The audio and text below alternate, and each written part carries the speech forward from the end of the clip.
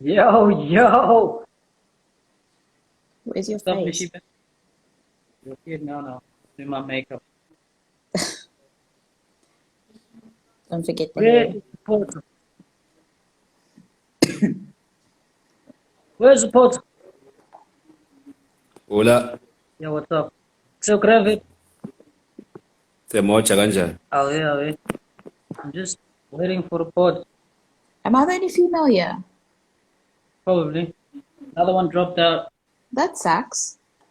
Why? Do you have another one that you want No, to don't join? worry. Nothing is gonna happen. Do you We are feel all people, I guess. I hate going she up feels against men. unsafe? What do No. you mean going No, up you are not against? going. You're not going against men. You are just going against people. Oh, that's not how it always goes with Lungi. Nope. Like, We're not. should I find a female somewhere and then she can join? She's gonna use Let's the see. victim card. Just watch. She feels unsafe. Okay, just wait. Let I me just never tell use her. All the right. victim No, no card. problem. Where is this guy? He's gonna come on and he's gonna speak more than everyone. Just watch. Yeah, so what are we doing here? You might as well just take over the live. Can you relax? Jesus, Mishka. Okay, there he is. People who know me My are name is Abonga, watching. by the way. Guys, please leave this live. Headphones, I'm. I have like three questions straight off the bat, bro. Like straight up.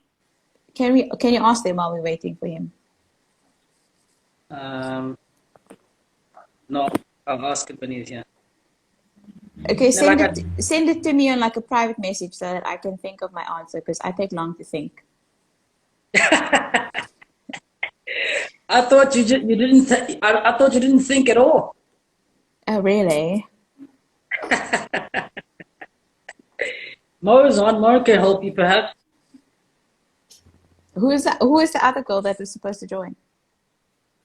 Mo. No, it wasn't Mo. It was someone else. Where the hell is this guy? Uh, there's only three. No, it's not. Can I also quickly get my earphones fit? Yeah, 51.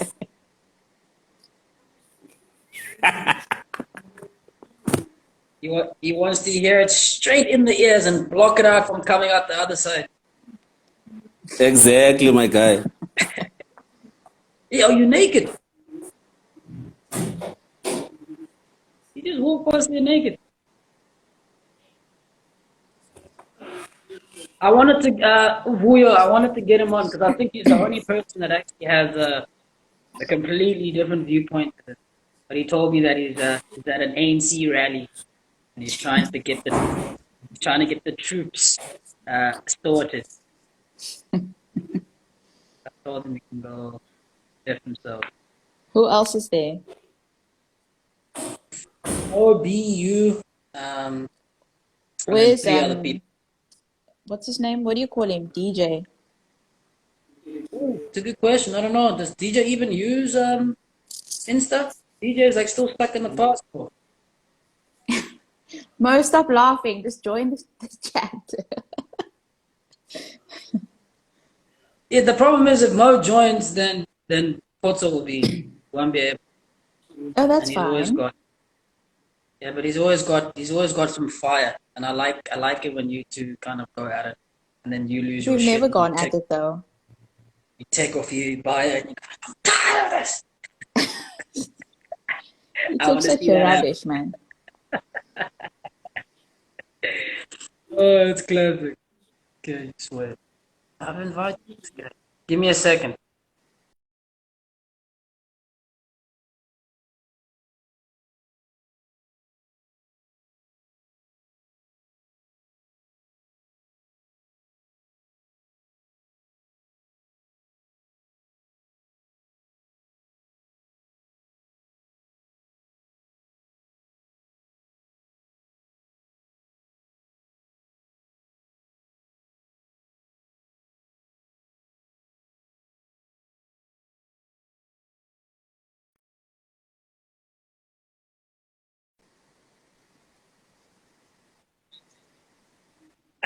I just called him now. He's like, let me get dressed Oh, quickly. there Let me he tell her to is. get. Let me get dressed quickly. Oh my God, it's just the Insta live. He doesn't need to put a suit on and stuff. No, he had to chase the chick away that he was with.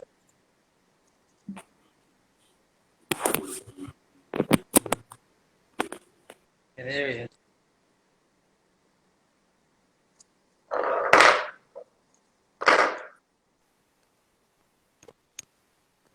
There's my boy. Did I catch you cheating, boy?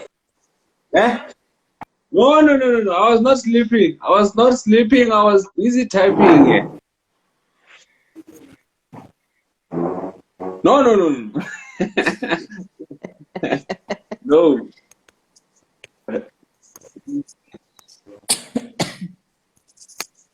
What are you going to do?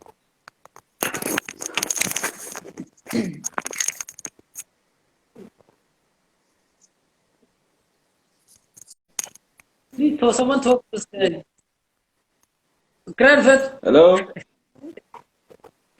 I didn't get that, man. Sorry. I think there's some wind in here. It's very rainy in Cape Town, man. So I needed to close the window and stuff. Am I the only one who's in Cape Town here? You know Cape Town where? No, But I am Mishka's in too, Cape but I Town. can hear Mishka's in perfectly Cape fine. Town. She Is says she in it's Cape hot. Town? It's hot there. Yeah, she says it's No, I'm in hot. but it's cold. Cold today. I don't know why. Because it's not supposed to be cold after all. I'm in Kailicha, so I think probably she's in southern So suburbs you're or not. something. Yeah. That's closer Kailicha to the is Eastern Cape. Closer to the Eastern Cape. exactly. So we're in different worlds, so to speak. All right, cool. That's a nice icebreaker. Okay, so here's a question. Yeah. Can a black person be racist? Yes. What do you say? Well, I don't know this guy's name. You should introduce us. Mtimbi. No. Let me introduce myself. It's better that way, so that she doesn't say I've heard it somewhere. And I think I'm gonna expect the same thing from her as well. I think it's better if we. My name is Abonga Sitela. Yabo. Abonga. I'm from a township called Kailicha. Mm-hmm. Yeah. That's a suburb. Probably these days it is, but when Yeah. Ever since Ace got pushed up on higher and higher, it's a suburb now. Yeah, because we have Ace now and Rands, you can call it suburbs, yeah. That's where I'm There from. you go. Yeah, but I'm in Cape Town. What about you, Mishi? Introduce yourself to him. I'm Mishka. I'm from southern suburbs. So Mishka has a knack of always taking some of my male friends. So yeah, good luck. Anyway. Anyway. The She topic is doesn't. prejudice. Yes, I'm a single. black person can be racist. But I'm not available. I didn't catch your name, Makai. Oh, I'm Puto. I'm in Joburg, but then originally I come from the Eastern Cape, the northern part of the Eastern Cape, Soke Musud. Northern part of the Eastern Cape. That's Nyanga. Nyanga East. No, so you know Matatiele, those places, Matatiele, Mount Fletcher, Oh, like yeah. yes, the part That's of what Eastern was Cape that's campaigning for better the from ANC. What is this guy saying? It's your turn, Long Stafet. Okay, I said it again. I'll ask it again. Can a black person be racist? I think everyone can be racist, man. Against other person, yeah. Okay. That's my answer. So what is the notion then that a black person can't be racist because being racist means that you have to have power? Okay. On that one, I think I've also shared this view even from the beginning that that comes from that also comes from a position of weakness. Use as a person, if you say that a certain person can't be racist because that means you have already acknowledged. If you say someone is powerful, you have already somehow acknowledged your weakness in such a way that you are saying, okay, I'm helpless, I'm useless, and then everything I do then has no impact or has no effect. Even if that is the case, but then the fact remains that you can still be racist. You can be racist because even if we use the power, the what you call, even if we use the power, even if they say, for example, a black person can't be racist because for you to have to be racist, you have to have power. But then, does that mean that a black person can never be powerful? Because if we say that, because there are also other groups of people that I'm sure you are more powerful than the other races that will actually have more power against. For example, you can see what is happening in South Africa, for example, against the I would say, let's say the people from the Middle East, the ones that have decided that they will start businesses in South Africa, and that can you say that in those small communities, for example, in those small communities that you will find in the for example, be it in the rurals or in small towns, whereby the majority of the people are actually black people who can actually decide at one point that, okay, if you want to set the shop alight, we can do that. So now you see now, so that alone also shows that even these people can be, even if you are using the power logic, these people can still be racist in that case, if that's what we're going to use.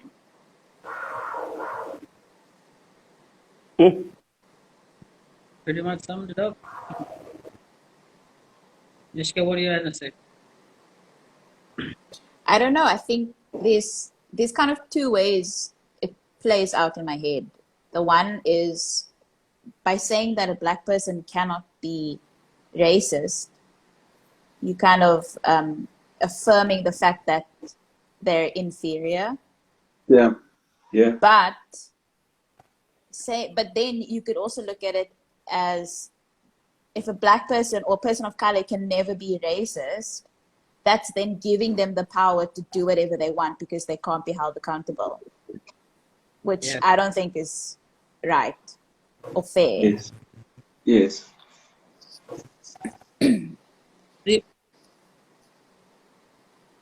I don't know, man. Maybe we should look into this idea of being racist as a term and see how we can actually define it, and then look at who can be able to use it to who exactly. Because I think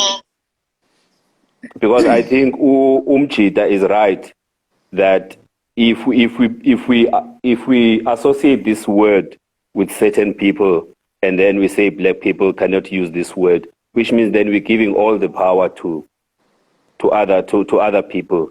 That's why I'm the city.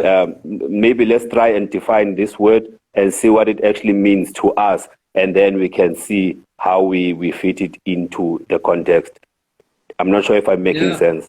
Yeah, before we can say, no, a black person cannot do certain things, it's only white people who can be racist. I mean, we've seen what black people can actually do to each other, you know? So it's just one of those things that need a deeper explanation as to what is racism. Yeah, on that even, like, what if sometimes go teta, like your parents and your family members, it's always so natural when they speak about it like that, but it's like you don't even realize that you're actually being racist. It's like it's the same when you go on Facebook. It's so easy for like a black person to say, of course, but oh no, like I'm lungo you know, like white people. This is white people stuff. It's like imagine the white people saying this is black people stuff. I hate the things that black people do. I hate the fact that they do this and they do that. It's like all of a sudden that's racist. But then how is it not racist if it's the other way? And it goes back to what Mishka was saying now with like it seems as though the people that created the terms that they use, that like racism, are people that then created it so that it can't be used towards them. Exactly. You know, it's like terms like toxic femininity or fragile masculinity. I mean, toxic masculinity and fragile masculinity. It's like the person that created those terms did not want them to be accountable, so they never then brought out terms such as toxic femininity and fragile femininity. To them, it's like that doesn't make sense, but the other one makes sense. Yeah, well, same with a term like racism. It's like the term racism is prejudice against color. It has nothing to do with height or where you're from or whatever. It's prejudice against color. Now, if you have a color, then you can be prejudiced to someone else that has color. Also, you don't have to have different colors. You can be of the same color. You can be racist to a black person.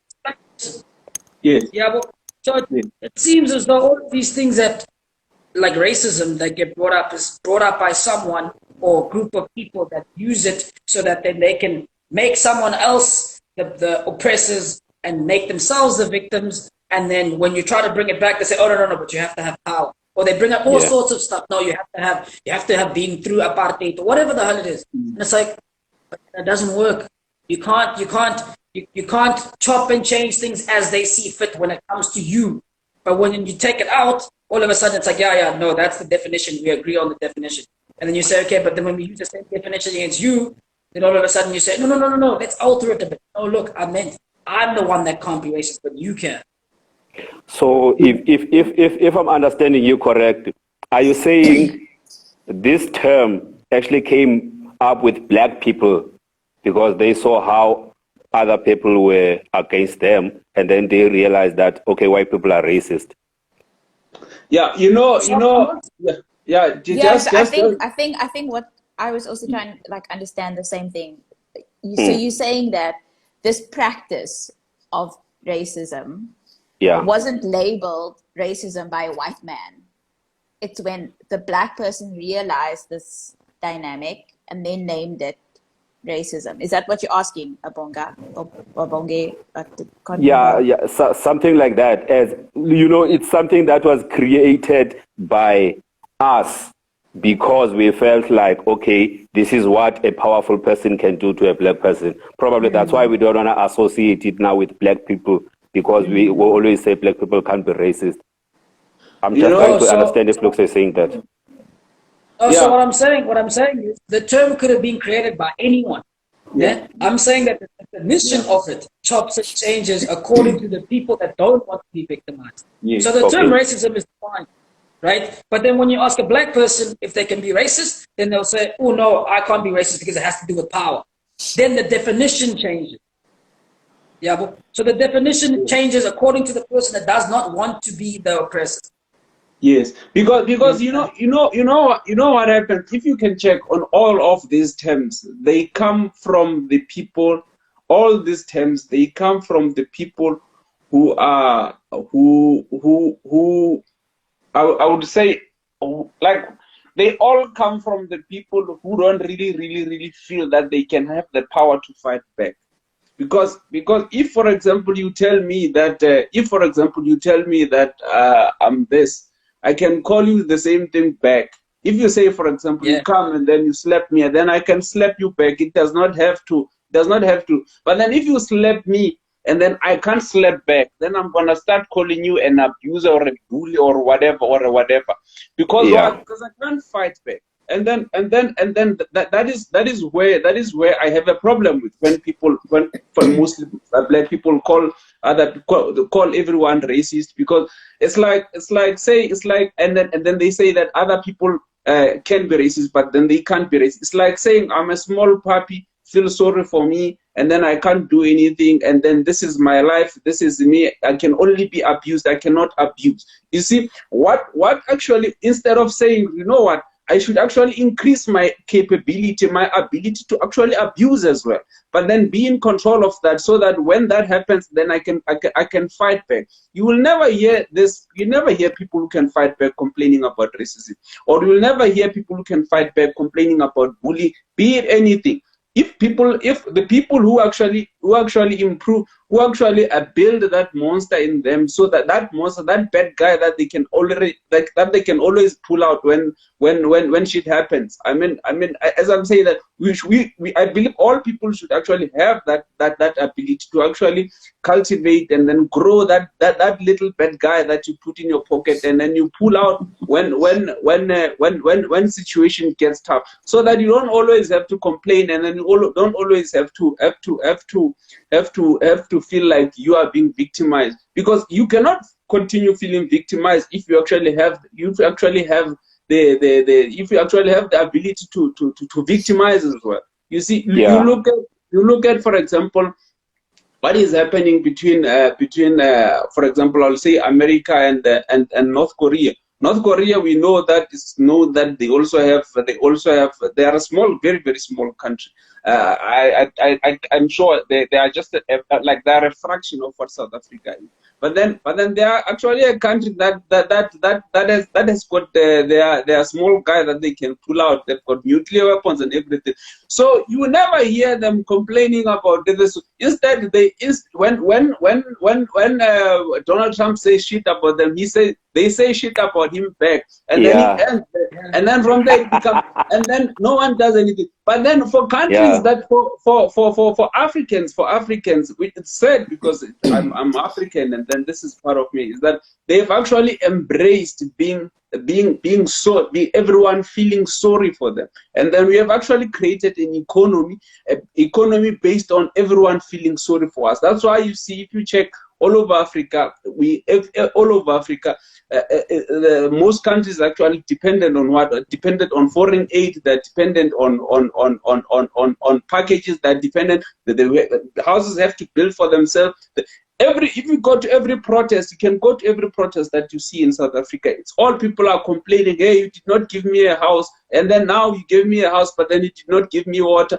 It's almost as if we run away from sustainability, from being self-sustainable, and then we are going to continue. And after, let's say white people one day, they decide, you know what, we are going to stop being racist against these people. We are going to find another thing to blame. We are going to call them, oh, now they've shifted racism. Now it's institutional racism. It's the institutions that are being racist to us, and then the institutions are bad. And then now we are going to attack institutions. Now, after we are done, we are always going to go out there and then find the boogeyman, because we want to be victims. But then if we say, for example, I also made an example of when you, like, for example, if you pay attention, you find that a lot of black people, they want a lot of black women. And then they are complaining that they are not getting the positions of power in these big corporations, that they're not considered for CEO positions and all that, you see. And then if you really want to be a CEO, why don't you start your own organization? You will be a CEO tomorrow. But then instead they want to do what they want to say. No, let's go in there and then push these people so that be victims, and then then from there we'll also get to be CEO. So it's also part of laziness, because we don't want to do the work, and then the work is not nice, because the work means that we actually have to sweat, and then we don't want to do that, and that is the problem. Is there someone that's living there with a dog, or is that a wolf? TV man, does TV me bro. It is. No, I think if I'm understanding you quite well, no, it's a TV. If I'm understanding you well, my brother in Joburg, I think now you are assuring me that we are suffering from mental slavery, my guy. Yeah. Something that came, I don't know, years back, and they actually installed it in our minds. We're actually growing up with that. So this thing of being inferior to white people is something that we are growing with. And they know. Now, I think that's why we get to fight amongst ourselves and have these discussions about, can a black person be racist, because then it's what they wanted. Yeah, so that we can have these, arguments, so to speak, about no, Lungster, you can't call me black, I'm black. No, I can't call I can't call another sister a colored person. You know what I mean? Whereas the bigger picture here is that we are just feeling inferior. That's it. Yeah, but the fact that you don't have balls to go out there and start your own business and be your own CEO, instead you wanna infiltrate, so to speak, that company so that you can see yourself up there. I mean, yeah. You wanna go and be a CEO in someone's hard work, and then you wanna go insert yourself in someone's hard work, over 100 years of hard work, and then you wanna just go there, and then because you feel that you've been marginalized, you have a qualification, and then you must now go there and then be inserted instead of building your own organization. I mean that's like that. There is, as I said, that there is a reason why I feel, and then I also understand from the other side why I feel that other races, they feel that we as the Africans have not really contributed much, even though there are huge contributions that Africans have made, and then maybe we've also lacked in actually marketing those achievements. But then if you can understand that the frustration from also other races, that no, these people are actually consumers. We have to get out of the snake mentality. You know, a rat will work hard there and then create a holes and then create a shelter, and then the snake will just come and then take the shelter, and then we are like that, and then that has to stop. And then for that to stop, we really have to get out of the victim mentality. And then the thing is that right now the victim mentality is selling. It's selling. As I said, that there's an entire economy based on this, on us being victims. That's why if you go there, people are calling their deficiencies disorders. Like, I've got this disorder. Some of the things are actually things that can actually be.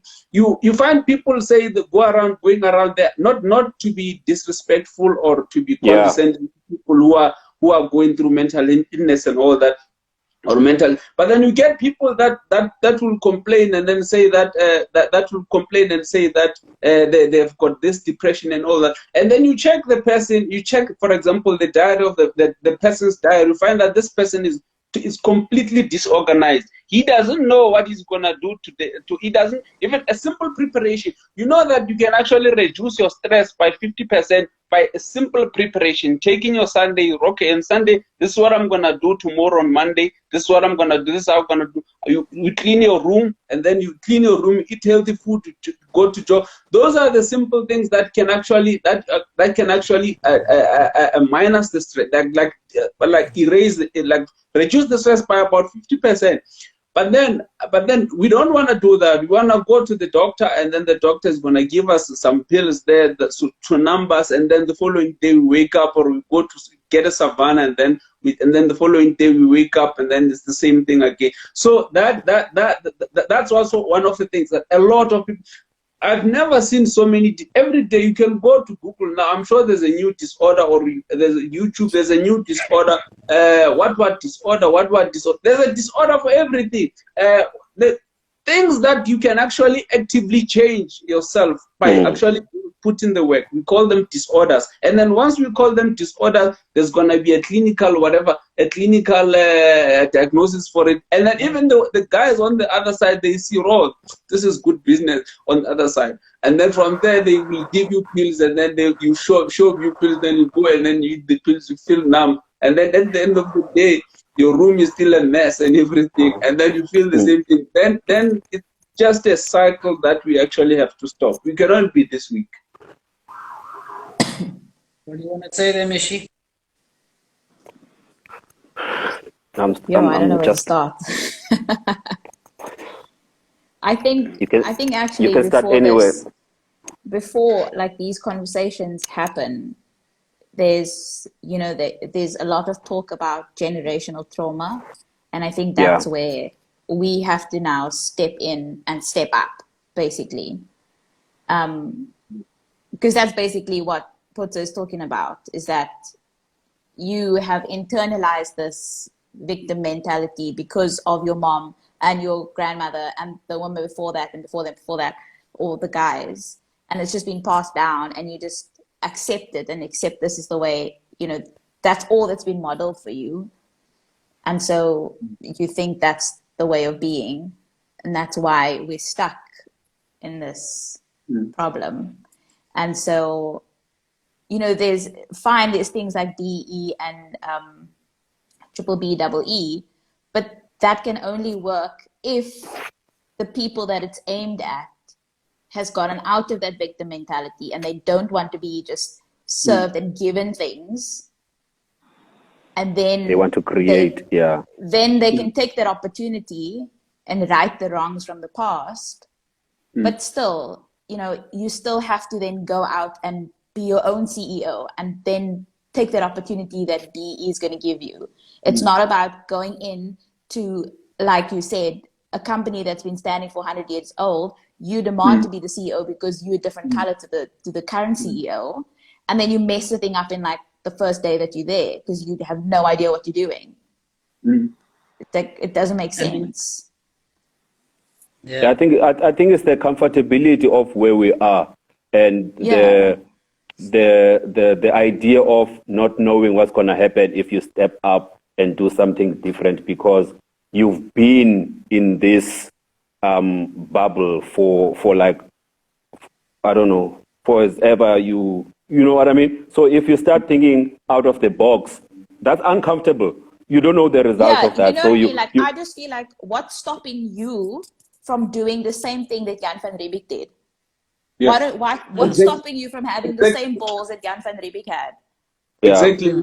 You're just a different color to him. Exactly. What you are saying is exactly the problem. It's exactly the problem. If we are complaining, if we whine so much about white people putting us under slavery, white people under colonialism, and all the apartheid. Why, if we think we are so strong, why didn't we do the same? Why didn't we get on the ships and then go to England and then colonize the Queen there and whoever is there? And they're so much smaller than us. We've got big ports. We've got Cape Town and Durban. There's ships every single day. What's stopping the whole of KZN getting on a ship, going to Queen Elizabeth and doing their thing? Do you know how small England is compared to us?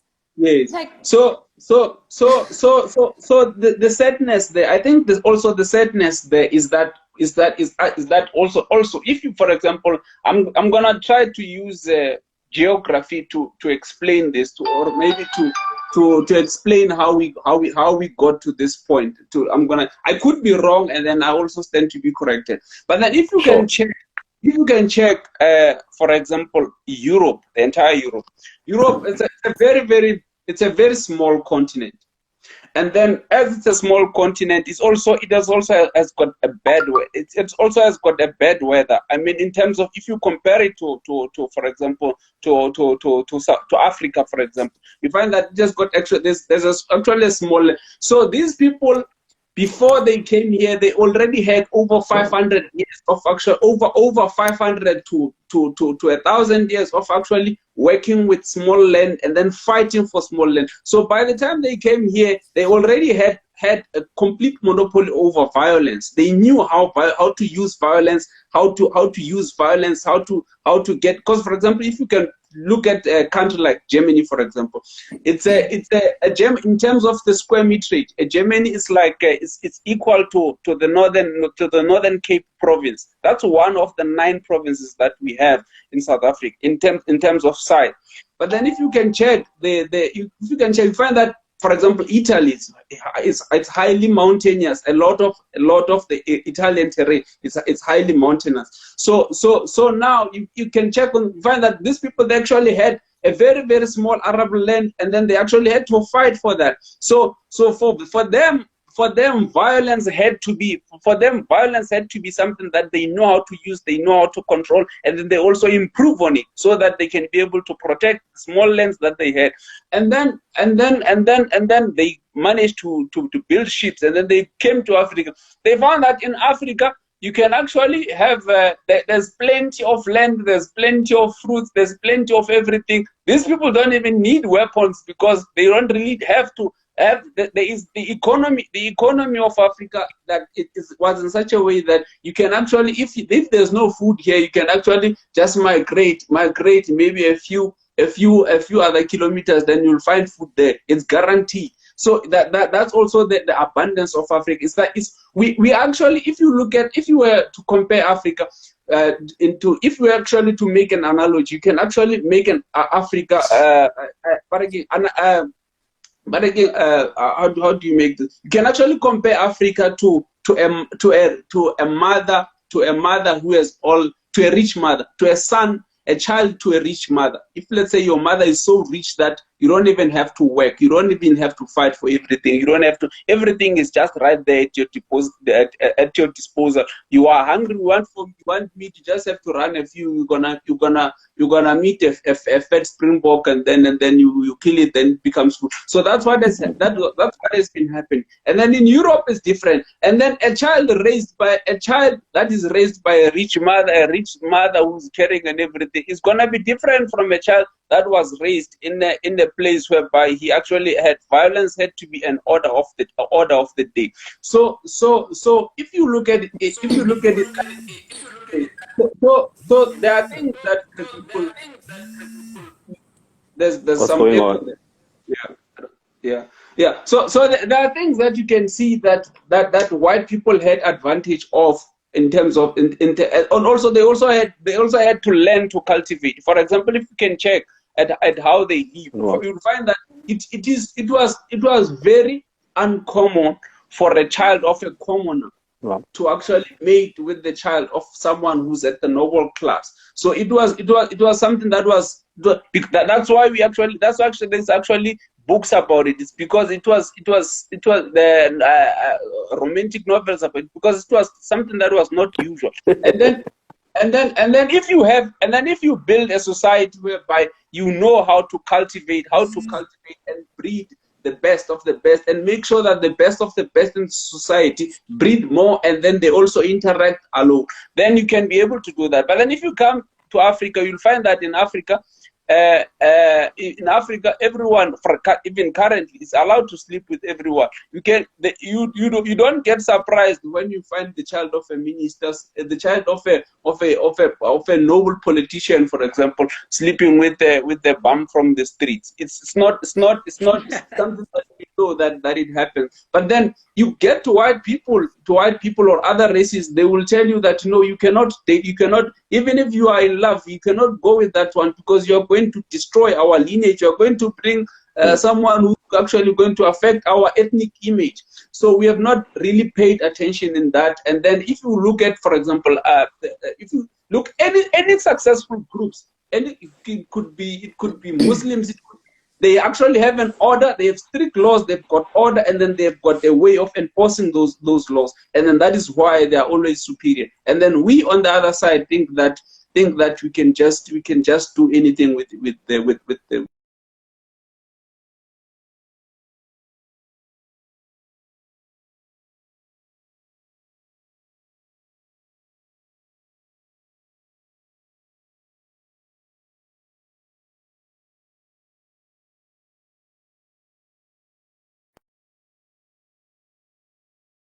Black people.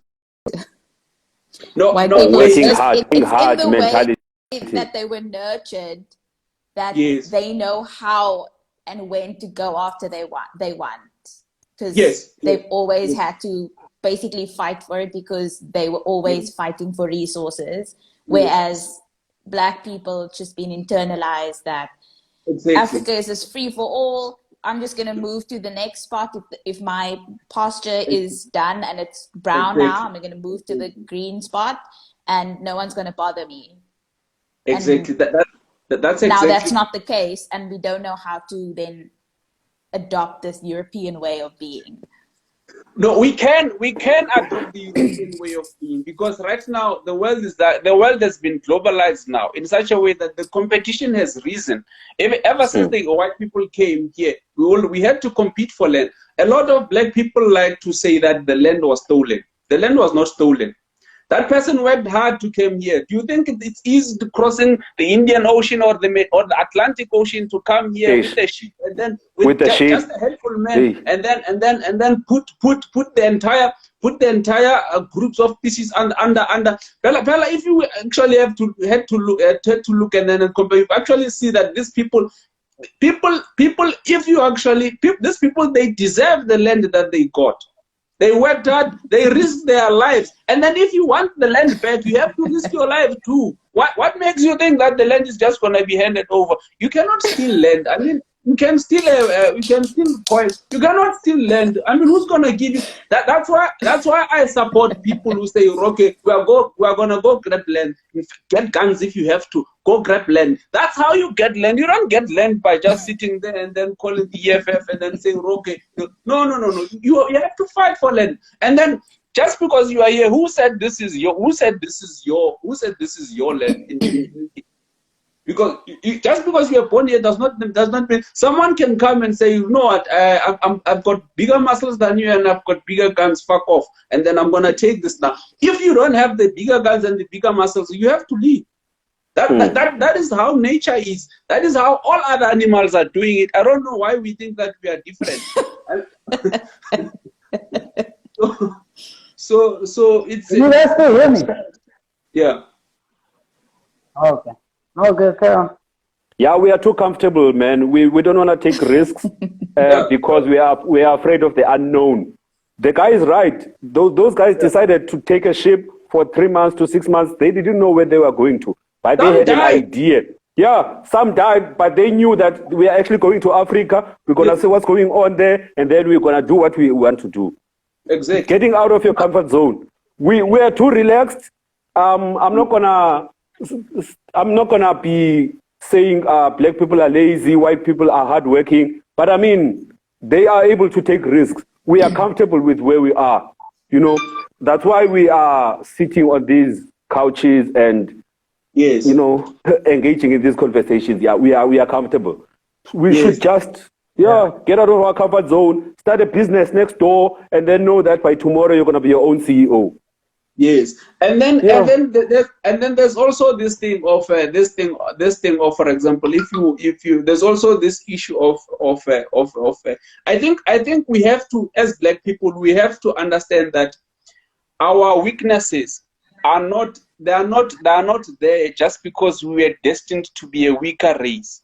Our weaknesses are there because we have not actually been careful in how we have to do things, and then we also have not put much effort. As I said before, I always make this example before that if you,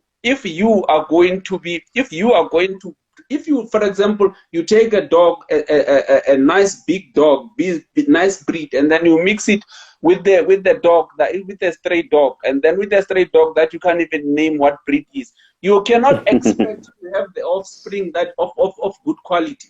So that's what we have done as black people. We have not been able to cultivate. If you want a clever society, if you want to build a clever, strong society, a mentally strong society, you have to make sure that you get mentally strong people to mate, and then we have to make sure that you raise good families, and then you have to make sure that you have got nutrition to actually feed these people. Because at the end of the day, a brain is not there. We also think that the brain is just the having brains is also just is something that's it's an element of luck. These are things. There are nutrients that you also have to eat, so that you also have to consume, so that you can be of sound mind. So those are things that we have to. This nutrition plays a big role. Before I understand that Africans are very, very religious people, and then they're very, very spiritual people. But for some time, they actually have to humble themselves. They actually have to humble themselves enough to understand that they are no different from an animal next door. And then actually, before they actually want to reach that spiritual level, they actually have to understand themselves from an animalistic level. Okay, and to be able to give birth to this product, this is what we have to do. And then to be able to make this so that this child grows healthy, grows in a healthy manner, and this is what we have to do. These are the values that we have to do. This is the food that he has to eat. Because a lot currently, it's very, very sad. Currently, if you can pay attention, or if you can pay attention on for example, the 2Ks, a lot of them, they don't even know how to cook a healthy meal. They don't eat healthy. They don't even know how to cook a healthy meal. All they know is how to go and then buy a quarter, buy quarters and then eat quarter, or buy pizza or anything that is just quick. And then you cannot really expect a person to really function to their best ability if they are not eating healthy food. And then they're also not eating healthy food. They're not interacting with healthy people. They're not consuming healthy content, be it in TV, be it in everywhere. So there are those things those are easy pickings that we can do. And then in 100 or 200 years, we can actually be able to compete with other races as well. Yeah. Yeah. On my side, then I think it's like as you guys have mentioned, that we raising a lot of Yeah.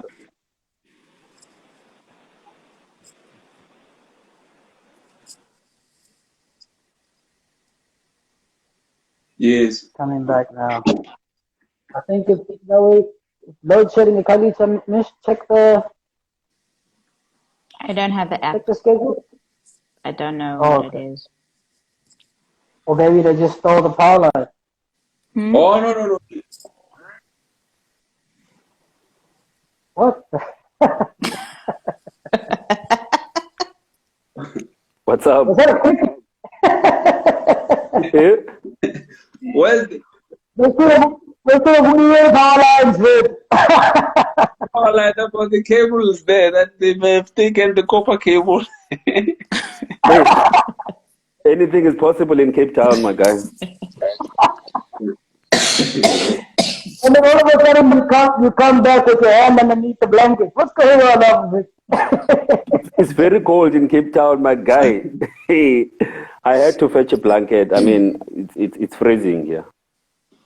Okay, so yeah, from our point of view, I think it's a very much a all of us are privileged in every single way, and we don't want to acknowledge our privileges, because then it means that then we are privileged more than someone else.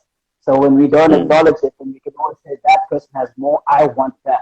And then I go and I get that. If I've got it, then all of a sudden I don't want to acknowledge that is something of privilege. Then all of a sudden I say, no, it's not privilege. I want that. And it's a victim mentality. It's okay, like what Nish was saying now, I want to be the CEO. Okay. So you feel now that when you get to this, the CEO is now something of privilege, because that's what you want, right? Then when you get there, when you fail, you're going to say, no, but they didn't give me this, and they didn't give me that. And I said, yeah, but you have a position of privilege. Oh, no, it's not privilege, because then now the next privilege is that they should have given me this, and then I would have been better that way. Yeah. So you have a lot of these things that are happening where every single time you go, you get to a certain place, you don't want to acknowledge your privilege, you then say, that person is privileged. Because that means that then it hides your own privilege. And then if it hides your own privileges, doesn't mean that they're not there, right? They might not be visible to you, but you know they're there. So then we then make up these terms where we then have to shift definitions, where we say things like, oh, well, it's racism. Okay, well, actually it's not. You're also racist. Oh, well, look, it's institutional racism. UCT is racist because it has more white people than black people. Oh, okay. Five years later, UCT is flipping 80% black. Oh, so now black people are racist? No, the thing is that management is so white. Oh, so we're gonna keep shifting. Because as soon as you acknowledge your privilege, you have to then become accountable for it. It's like paying taxes. You need to submit your yearly, and then you taxed on it because you privileged to a certain point. Exactly. And so now we'd rather, as people of color, just turn a blind eye, and it's easier to just reflect that back on someone else. Is different. Yeah, exactly. Yeah, so this is what happens, and then you say, no, management is still white, and then okay, well then how about we then put people of color in there? Would that make it better? Yeah, it sounds better. Then you put more people in there, then it's like, okay, now it's predominantly people of color. Perfect. Okay, so that means that then you guys are now racist towards the white people because they have less people there. No, it's not that. The thing is that the country is still Oh, okay. So the country actually is run mostly by black people. Yeah, yeah, Oh, yeah. so then where do you now? What do you say now? Are you guys racist now? Uh, the thing is, the rest of the world, if you look at Europe, they then control the rest of the economy. And the rest of the economy is white. And it's like, look, bro, it's going to come a Yeah. time where you're going to have to look within and say, look, I have privileges. I have my own set of privileges in certain Yeah. ways, and so does someone else. And me acknowledging someone else's privilege doesn't mean that I don't have any privilege. I Yeah. probably have more, if not the same. And if I'm going to try to change every single thing out there to privilege myself, that in itself is a privilege because you're not allowing that person to do the same as you. Now, the problem with that is that it's uncomfortable. It's uncomfortable to have that conversation, and therefore it means that you didn't need to actually stand up and start working. But you'd rather say no. The thing is, my grandfather was not privileged back then, and I know. because he wasn't That's a privileged back conversation I then. had with someone. I'm like, it frustrates me that people of color, Wait, people are gonna let me come finish. at me. Wait. Wait. Okay, finish. So my great grandfather was not privileged because he was black and he was put through apartheid. So therefore, now 5 generations later, I am now going to be oppressed, and therefore I'm the victim, right? So therefore, you guys need to listen to what I say. So when I say that a white person is like this, then you can't be offended because you can't be offended if you're a white person. Like, oh, okay, fine, fair enough. How about the fact that your grandfather was a male? And how about the fact that males used to then oppress white people, women back then? So he was then privileged in that sense. So now if you now going to take the victim of your grandfather, then you're going to have to then take also his cases and his oppressive nature into the future. So when a woman then says to you, hey, don't say anything to me, you're privileged because you're a man, you need to now take it. But now you say, no. With that, the definition, then you start changing the definition again. Like talking about the grandfathers, I think as black people, we always want to look at our grandfathers or the forefathers or the ancestors as these good people, who were good. But then we must also get to understand that just as there are cowards now, there were cowards then. Just as there are weak people now, there were weak people then. And then our parents, they got oppressed. They got oppressed. Our grandparents, they got oppressed because they were weaker. That means because there was a stronger guy in town, and then he beat them up. The fittest. We must accept that, guys. That's a loss that we must accept, that we have lost here, and then we have. If you look at, I'll make an example. You look at Japan, for example. Japan was rubles after World War II. It was ruble. If you look at Germany, for example, after World War II, it was ruble. They accepted that we have lost against the Americans, and that we are going to now rebuild this country. If you can check even in the pictures and history, you will find that there was a time whereby they were actually teaching children while wearing gas masks outside in a place that is flagged, that's got a radioactive poisoning and like there's a nuclear poison. They were teaching their children there, right there outside without any roof. So they accepted that we have lost. And then because we have lost, then we are going to start and then rebuild this country. So now the problem with black people is that they don't accept that they've lost. They think that they were robbed. No, they were not robbed. They've lost. Our grandfathers lost because they were weaker, and then there was a stronger guy in town, and then he took what was theirs, and then they could not fight to protect it.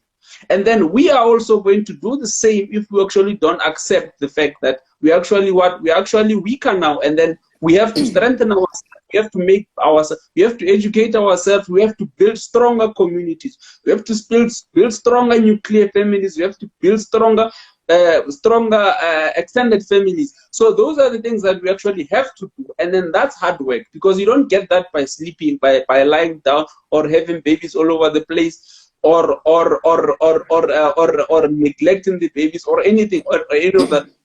Those things, they require structure, they require order, they require discipline. And then those are the reasons why our grandfathers. Yes, it's sad. It's sad, for example, to think that your grandfather your grandfather was working as a kitchen as a garden boy and everything. But then he was working as a garden boy because that's what he submitted to. If he did not want to do that, he could have done another thing or died or died fighting. So that's also one of the things that I think that we have to accept that. We have to accept that we lost, and then we have to lick our wounds, and then we have to actually start rebuilding and accept that is the reality. That is the raw reality that we don't want to talk about. No one stole anything from you. These people, they came and then they took it, and then you could not do anything. And then they put laws together. They were organized. They put laws together. Okay, now that it's on our side, these are the laws, and then you can't take it back. And then they won against on that. So it's very, very, very sad. And then it's very, very sad because at the end of the day, you will hear a lot of black people say, okay, these are our ancestors and what, and then they died, they fought and died for us. Very few ancestors fought. They actually had the courage to fight because even if they did, they lost. I mean, at the end of the day, they lost. And then the winner writes the rules, you see. And also here, of course. Yeah, you hear people who go complain that English, we should now reinstate our languages and then everything. Yeah, you can do that if you want, but then you must also understand that the winner writes the rules. The winner, the one who won, is the one who's saying, okay, now from now onwards, this is how it goes. So for you to actually have the privilege to write the rules, to write the new rules, you have to win first, and then to win, you must do the hard work, and then that's what. Embrace that the hard work. We cannot really do anything without hard work. I've got 2 points to say. Yeah. So the first one is your forefathers didn't lose. If they lost and they died, you wouldn't be here. Somebody survived and continued the generations, right? That's my first point. First put that, sorry, whenever we say, like, whenever people say our forefathers lost, like, why do we always take someone else's pain as your own? No, so like, that's my second point. That's my second point, right? Like, it just bothers me so much that the youth, like my peers, they feel this personal revenge for what happened back there. It's not your struggle. It wasn't your struggle. If your dad refused to fight in apartheid, that's his problem. You weren't born then. No one did anything to you. You were born in a world that gave you opportunities, and it was your decision to use it or not to use it. Now you want to fight your dad's struggle because your dad didn't want to, grow some balls. And also, and with that, you're fighting. And even with that, you're fighting your dad or your grandfather's struggle against who? Yeah, like, exactly. What does Jonathan have to do with it? Exactly. What does Mr. have to do with it? Exactly, and that's why I've had like personal things. Like I've had people hating on me because my dad chose to lie to the law and get himself into university and actually build a life for his offspring who he didn't have yet, but now we were born into it. Like, how's that my problem? Exactly. Now you're gonna hate on me because I'm a mixed whatever woman, and I've got more opportunities than you. But my dad and your dad were given the same opportunities. My dad was just clever about it, and your dad wasn't. Like, it's guilt tripping. There's a lot of people who like to, and I hate it. And there are people who will guilt trip you for being born in a rich family, and then speak as if it's something bad that you are born in a rich family. You're born with a silver spoon in your mouth, and then you've got privilege and all that. So is it my fault that I was born rich? I mean, is it my fault that you were born poor? No, it's not my fault that you were born poor. I don't know anything about you. I don't know you. And then I don't know anything about you and everything. So those are the things that and I don't care.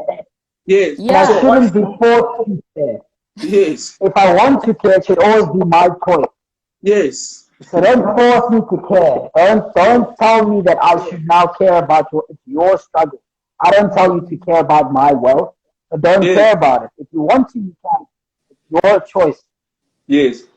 And then I think we also undermine the fact that everyone has their own struggle, and then they always look bigger than the next one. Yes, you may be worried about how to get 100 million. I may be stressed by how to keep it, and then that's what makes me that's what makes me not sleep at night. And then if there's always something that will not make you not sleep at night. And then for me that is important, because losing that means that I'm gonna be if I've got that 100 million, losing it means that I'm gonna be poor. So I have to stress about how to keep it, how to grow it. And then you on the other side, you also have your struggles. You are struggling to get that 100 million, and then that's what's keeping you awake at night. So it's I think we just have to accept that. There is we'll never reach the point of equality. All countries that have tried to achieve that, they've failed dismally. You will never reach the point in life whereby everyone will have the same amount. You will have the same amount of money, same amount of land as everyone around them. No. For one to be rich, he must take from other people as well. And then if they are not strong enough to protect what's theirs, then it is what it is. It's not, as I say that, guys, this is nature. It's like that. Why do we think that we are different from animals? Even animals understand, you know what? If I'm not strong enough, that one is gonna chow my territory. It's good. Lions understand this. If we are not strong enough, that other pride is gonna chow our territory, and then we are going to have the smaller territory because we are weaker. And then until we are become stronger, then we can claim bigger territories as well. So I don't know why people think that their struggle should be different, and then that they should be treated, especially that the people who are rich should really consider. You should actually be very, very thankful when rich people give you something, because they can choose not to give you. so it's like, And also the issue with stuff like that as well is the fact that, again, even with your privileges also over time the same thing can change over time. You can be rich now and have a lot of money now and privilege, and go to a place where that's actually not a privilege. You know, like, again, it's like you can be in a position now where you're a man, and it's nice to be a man, and you're big and strong, and therefore it's a privilege. And move and go to a certain situation elsewhere, and it's like, oh, actually, being a male here is the worst thing possible. So therefore, that exact same thing is not a privilege elsewhere. So it's got to do with time, it's got to do with anything. So with everything. So even with your privileges and your prejudices, they change over time. They change even in the same time at the same place. I might say something now, because I'm a man, it might seem like, okay, no, that's not a privilege anymore to say. And then Mr. might go and I might say it to you, and it's like, oh, okay, well, now it's privilege. You can say stuff because now it's being a guy, it's a bit easier. So again, it goes back to the whole thing of the game works when you're the victim. That's why you want to see it that way. And it's obviously uncomfortable. Because then it doesn't work. Because then I have to concede that it's like if you look at even terms that are always widely used, like misogyny, for example, and again, like racism, toxic this and masculinity this. It all, like I said before, it always seems as though it's created by people that don't want you to then look at the opposite or the definition of it. You know, because if you do that, then it means that it actually works against them too. So you see misogynist, and then you ask the misogynist, do you know what the opposite of the word is? Like, why would I need to know that? It's like, because, I mean, because of the definition of the word. If I'm being a misogynist, that's why you see women all the time. Oh, he's a misogynist. Okay, well, how about when you say you hate all men? Is that misandrist? Yeah. What does that mean? Like, how do you not know what that means? Like, how do you know what misogyny means? How do you not want to know what the opposite is? And the reason why you don't want to know what the opposite is because you don't want someone else to use it against you. So it actually then works for you not to know what it is. That's why we hear words like toxic masculinity and toxic femininity. And then as soon as masculinity, and when people say, oh, okay, well, it's like I was having a conversation with my cousin. I'm digressing a bit. But I was having a conversation with my cousin. I was asking her, look, what does this fragile masculinity mean? And she was like, well, look, it's something like if you're a male and I tell you that as a male, look, let's go and color things in, or let's go and cook, or let's go to a show. right? Like a play, for example, something that is mainly a feminine of nature, and you feel as though no, I can't do that. What the hell? Then your masculinity is fragile. Like, oh, okay, well, you know what? That could make sense if you define it that way. Okay, fair enough. Okay, so then it's like, now I have to look, Wayne, what's fragile femininity? And she was like, what the hell is that? Like, that's a good question. What is that? Now, I was like, well, if you use the same logic, the same definition of the term that you use, Then if you're a female, I tell you, let's go watch some boxing, or let's go and race some cars, or let's go watch some UFC, and then you say, oh man, that's so bloody, I can't do that. Well, that's then, fragile how is that femininity. not fragile femininity? Yeah. You understand what I'm saying? The fragility of it is not about its weakness more than its malleability, the ability for it to withstand change. So if you have feminine qualities, and then I ask you to then use male qualities, and you struggle to do that, then how is that not fragile? So the reason why you're not taught that is because then it means that then you have to be the oppressor. And you being the oppressor then means that, oh, flip, I can actually then hurt someone else. And I'm not the only victim in the world. Yeah, no, it's true. What you just said exactly. That's why, and then that's why when they struggle to actually find the meaning or create action or find or accept the meaning for this, they will then create words that like GBV, like the words that are somewhere in the middle, but then they know that it can only apply on this side, or for example, feminism, for example, the textbook definition of it is one thing, but then you see how it's acted out there. It's a different thing. So it's trickery. So at this point, there's no laws in this world. Yeah. It doesn't matter what laws there are. We're just going to keep going against it and changing it, and no one's ever going to win, but we're going to do that until the end. There are laws, but as long as whatever law there is, it doesn't affect you in a negative way. That's no, but law. I'm saying that it doesn't matter. There's no definition. Because there's going to be a group of people who's going to then change it so that it advantages It works for them. And then another group's going to be like, oh, but that disadvantages us, so we're going to change it. And then it's just going to keep going on. And then it's going to be total chaos. It's already chaos. Exactly. So,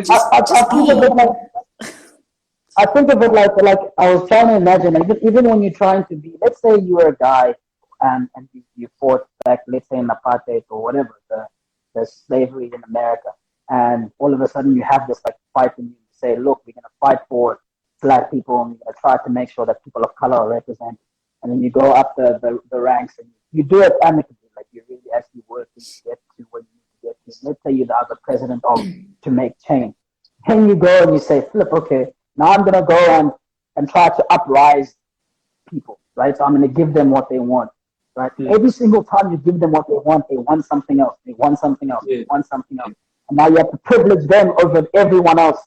And then you get to a point where you realize, well, look, so if I'm making things like the BE and I'm making things like, what do you call it, quota systems, whether it's for females or whether it's for whether it's for gender, whether it's for color, the more I do that, I'm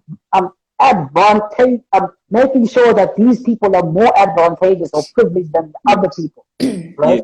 And therefore, the same principle that I'm trying to fight against, I'm actually now giving back an uprising. Exactly. Right? And now all of a sudden you find that now, so now you're giving away homes, right? You're giving away homes to Black people that were previously privileged. Jonathan gets born tomorrow. Jonathan doesn't have a home. Why doesn't he have one? Yeah, and then it's going to So now he's going to come up in a few years and say, look, why don't you build me a home? I don't have a home. Yeah. So what's going on then? Oh, no, because you're white. Well, what's that going to do with you trying to uplift everyone? Because then don't say you're uplifting everyone. Say that I'm only doing this for these people and against those people. Because when they do that, then you can't say, oh, no, that's wrong. Because it's exactly what you would do. You know, so I can understand a lot of like the white people that left South Africa, for example. It's like, well, look, yes, for example, these white people benefited in a certain way through apartheid. But then as soon as something else came about, they were like, well then, I'm going to suffer from this. I'm not just me, everyone else that comes after me that's not even going to be part of the kinds that I created. So why would I be here? And the way that things are, I'm going to disappear.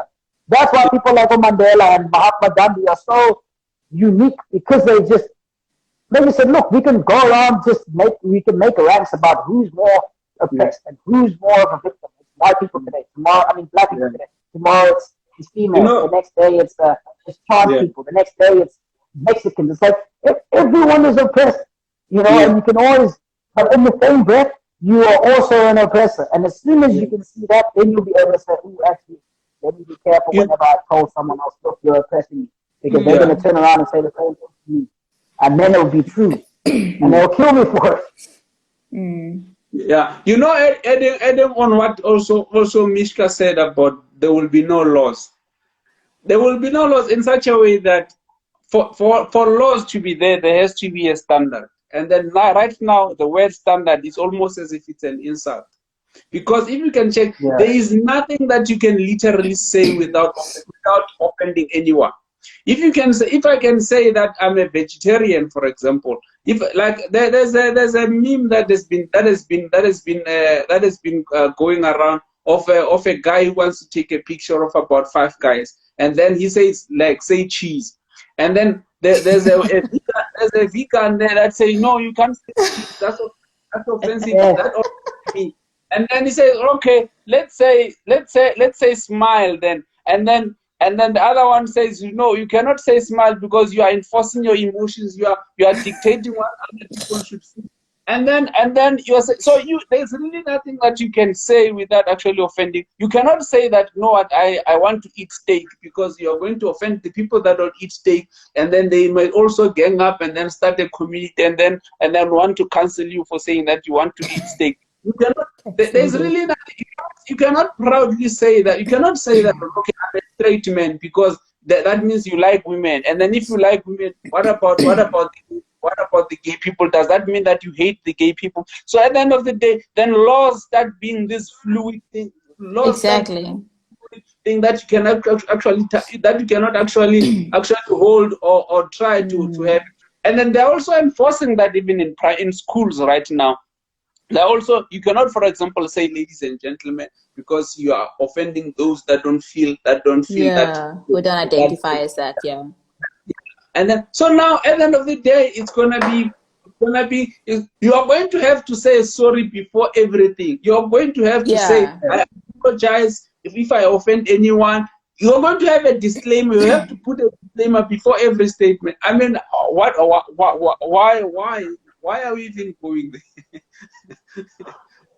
Why converse? Yeah. Very, very sad. Exactly. It's just I can just see it getting out of control from this point. Like, it's just Want to spoil press. Honestly, it's just gonna end in complete chaos. Yeah, it's gonna end in complete. Gonna end in complete chaos, because there are people that will not. There are people that will not tolerate this, and then there are also people that will actually take. It's always, I mean, things like this, they will always, I think that maybe there's always going to be a reset at some point, whereby other people will be like, you know what, we are tired. The same thing, for example, that white people are doing in South Africa. Like, okay, we are tired of this country, we are leaving, we are taking all our money, we are going out. It's fine. It's what's going to happen. And after they have left, it's going to be, we're going to find the next victim. Maybe it's going to be the Indians. And then also the Indians are going to also say, you know what, I'm tired of this, and then we leave. And then, why? Because we don't want to have standards. We just want to blame. And then we also don't want to have laws. We just want laws to be fluid. I mean, look at the matter of rape. How grey rape has been right now. Rape has been so grey in such a way that you don't know even if you don't know if you have raped. You don't, or have been raped. There's another point on that. While we go, just to come in quickly. There was a girl that there was a post that these girls made.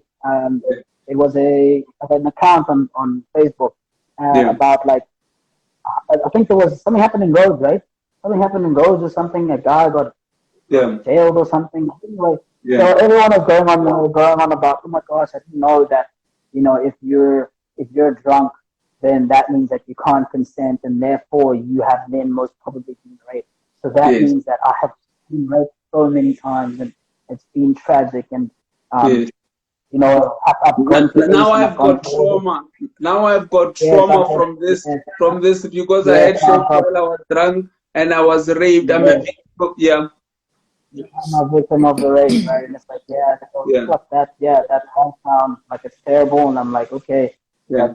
that's wicked, and everyone was going in there trying to, have some safe space and trying to, write messages and Yes. make the victim feel or the victim, because you never know who the victim is, make the victim feel a bit better, and oh my gosh, I can't believe it. Yeah, actually, there's a story that I had as well when I was with my boyfriend. I was drinking and all of a sudden then we had sex, and the next day I woke up and I didn't feel as though I was right, but it was right, so therefore I felt as though this wasn't right, but at the same time I didn't know what was going on. But now that this whole judgment has been passed, and that I can now safely say that I've been raped because I could not give consent because I was drunk. Mm.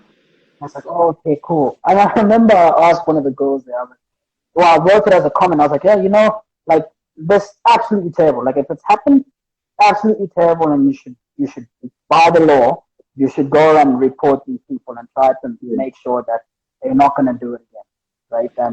And you should always make sure that it's not going to happen to the next person, right? And it should be your choice, but try to make sure that Exactly. you do something about it because it hurts you, right? Yes. And we were like, yeah, no, for sure. Like he's definitely going to do something, going to push for something, and we're going to make sure that all of these, because we're all hurt and we're all victims of this, right? And it's like, oh, okay, cool.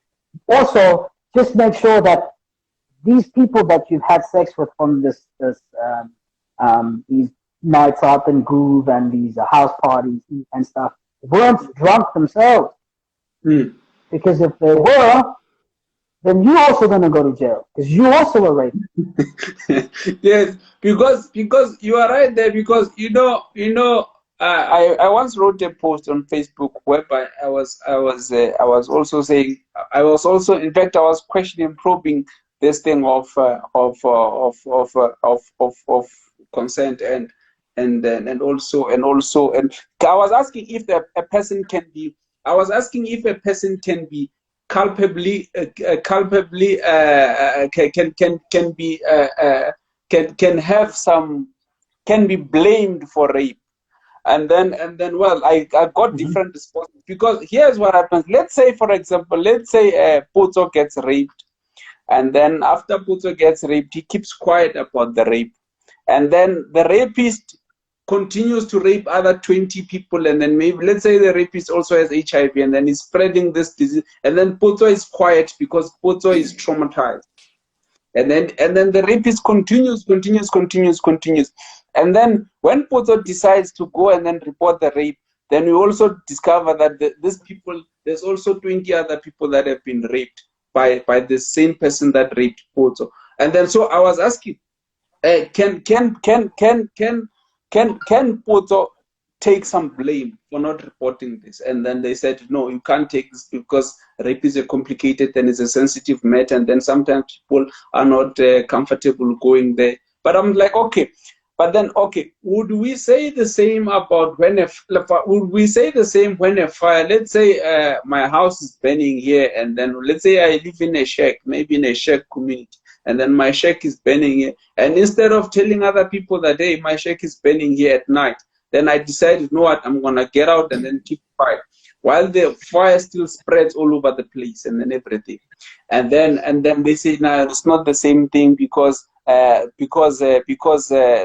is sensitive and it's about people. It's a bodily autonomy trauma. I'm like, okay, I could be traumatized by fire as well, and maybe my child could have died there as well.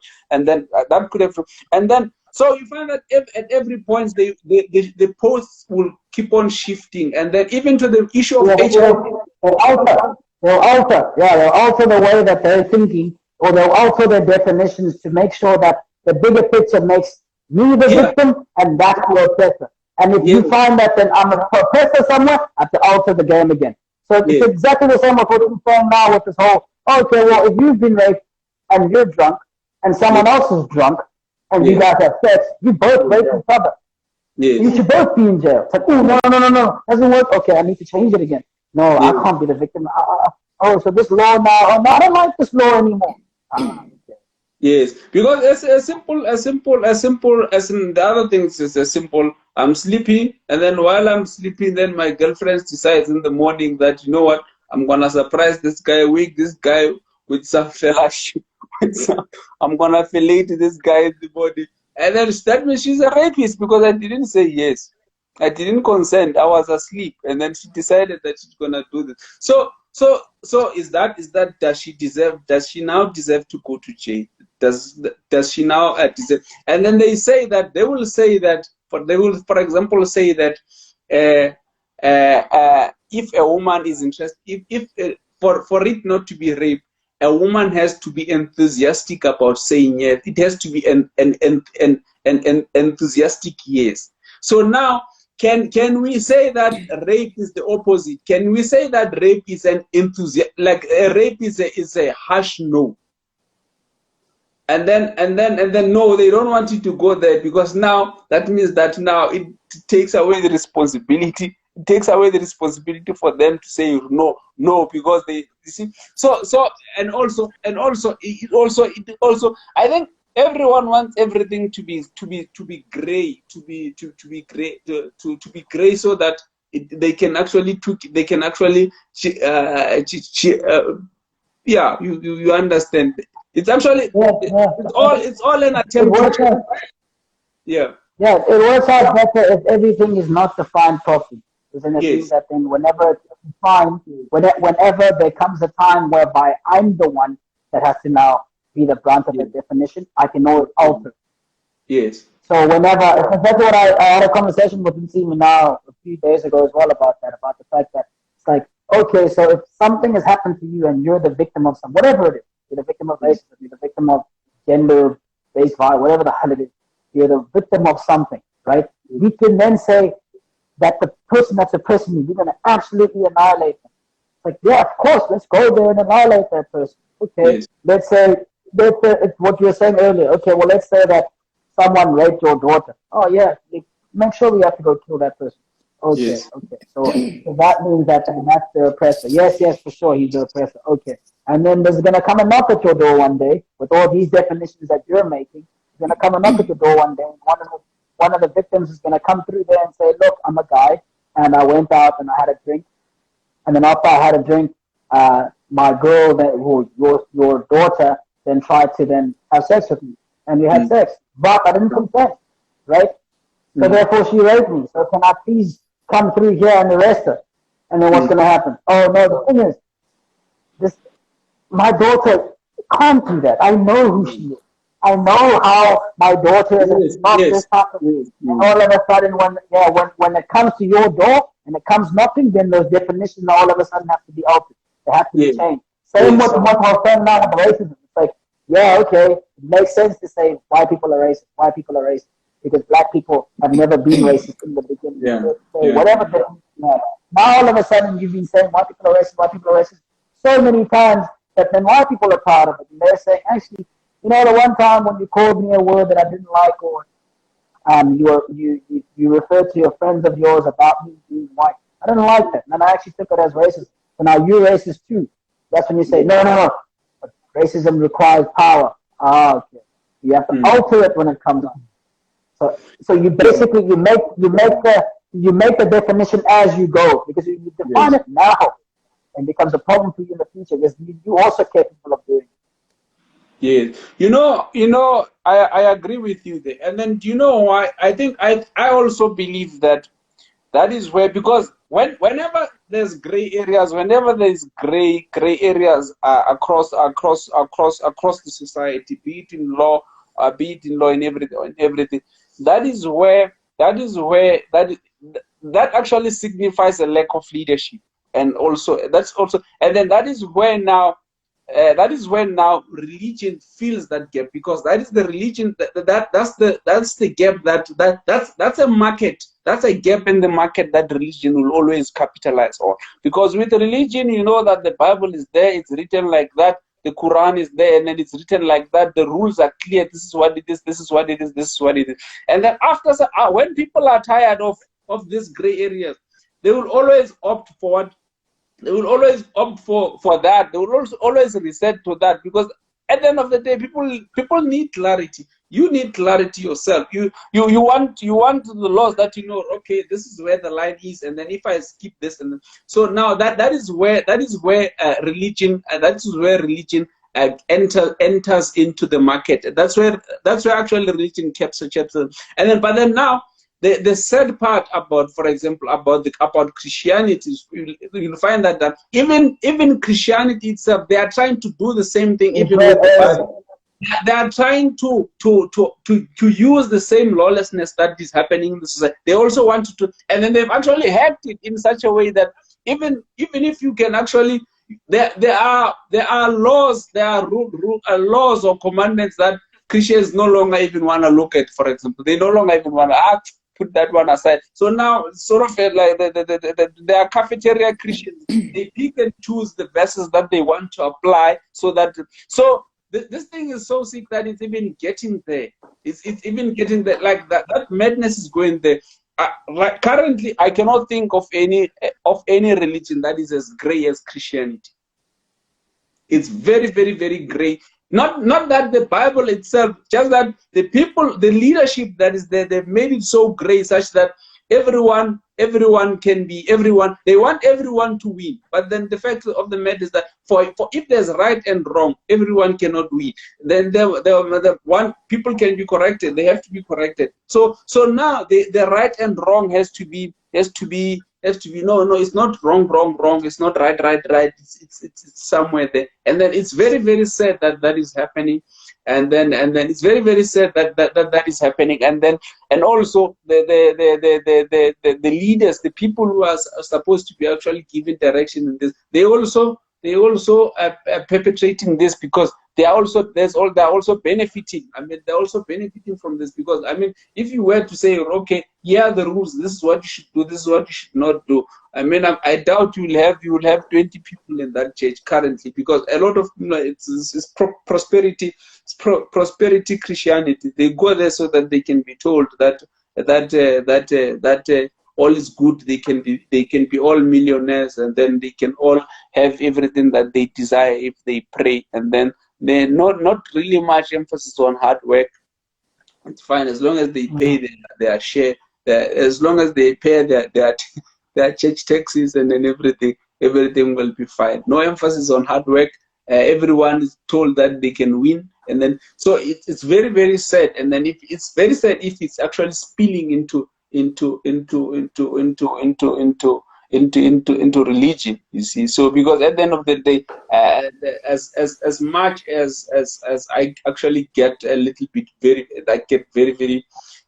I try to shy away from talking about religion. But then the sad thing is that even that, which was like sort of the last pillar of actually enforcing morality and of keeping morality order, it's also eroded as well. It's eroded badly.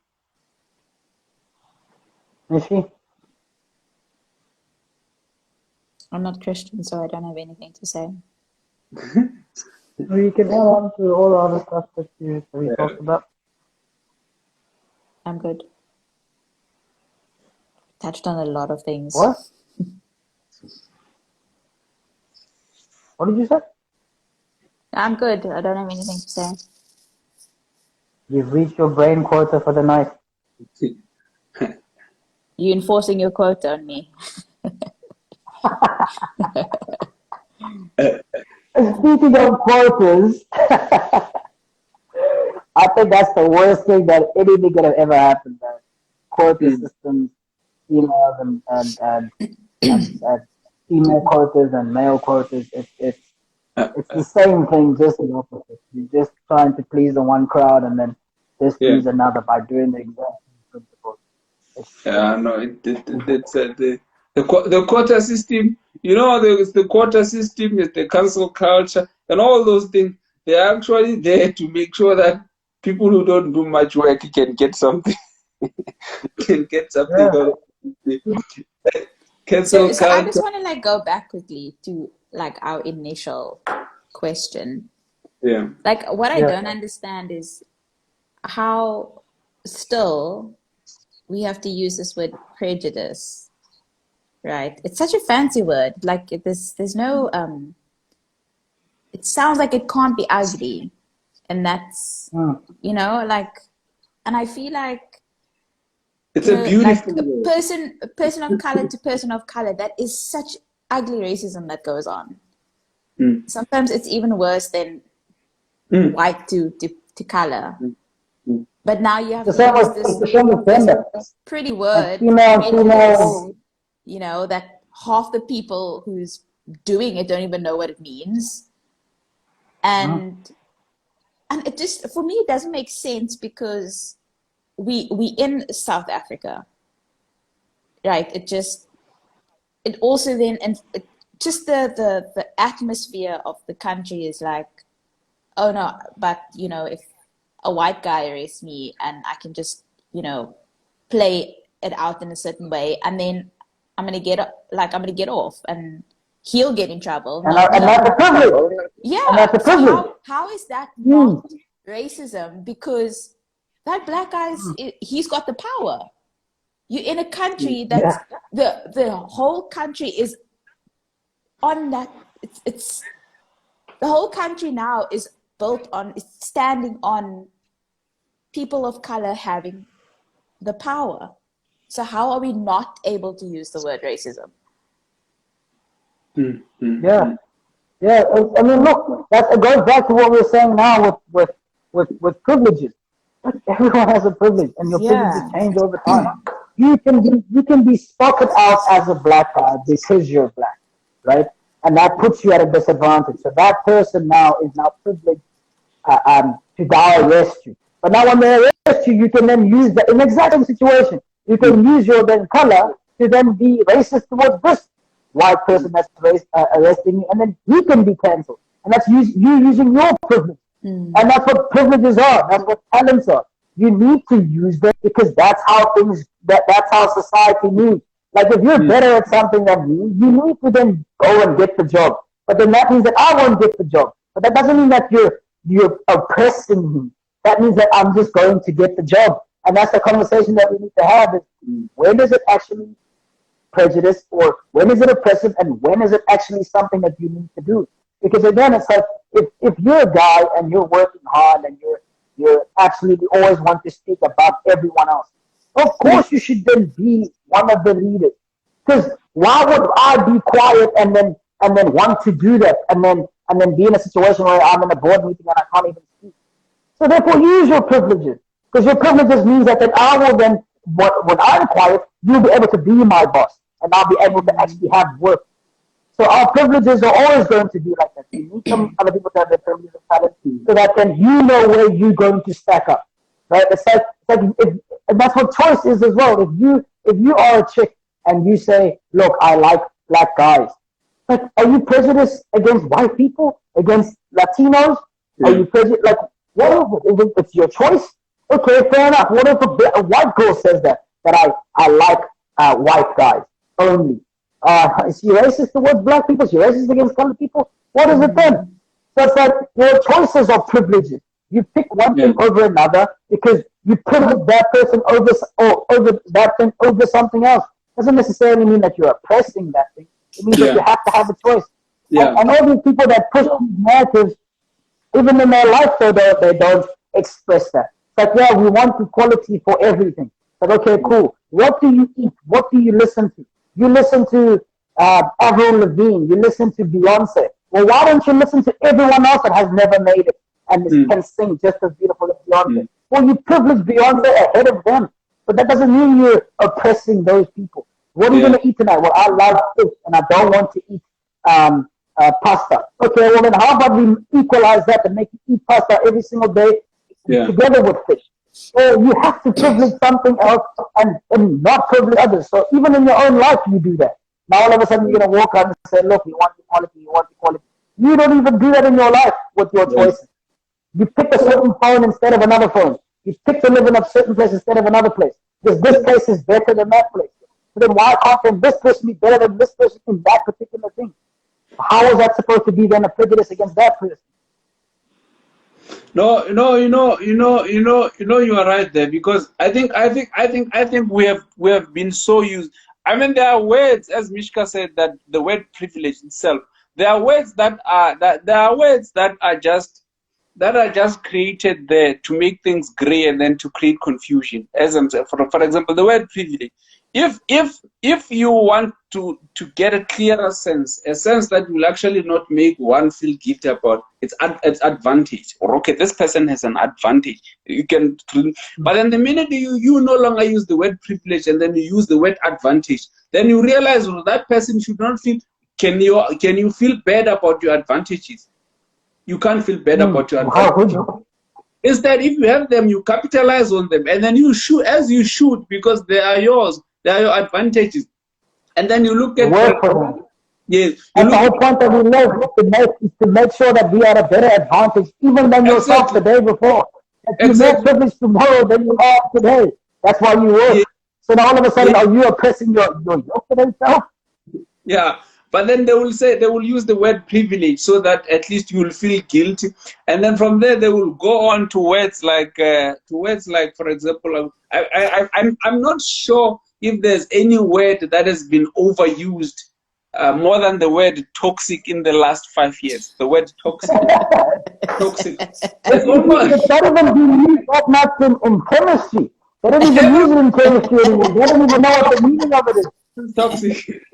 This is toxic, and then you get those words, and then you find that, okay, when you check these words, and then you also check on words. For example, there was a case of a guy who he had a wife, and then this wife, and then he had a wife. The Mustang guy, he was dating. He was dating someone's wife, and then he got shot. The husband killed him and then killed the wife as well. And then they were also trying to say, okay, this is GBV and all that. But then when they say GBV, it covers everything. And then whenever we say GBV, all we think of is that, okay, a woman has been victimized. That's the gloss part of it. But then if you actually drill down, they don't want to say, okay, here we are not dealing with a case of GBV here. Firstly, we are dealing with there's a case of murder. People are dead. There's a case of homicide, it's homicide, and then we're also dealing with a case of infidelity. There's also a infidelity here that has been happening, and then we're also dealing with a case of a case of violence. This is domestic violence.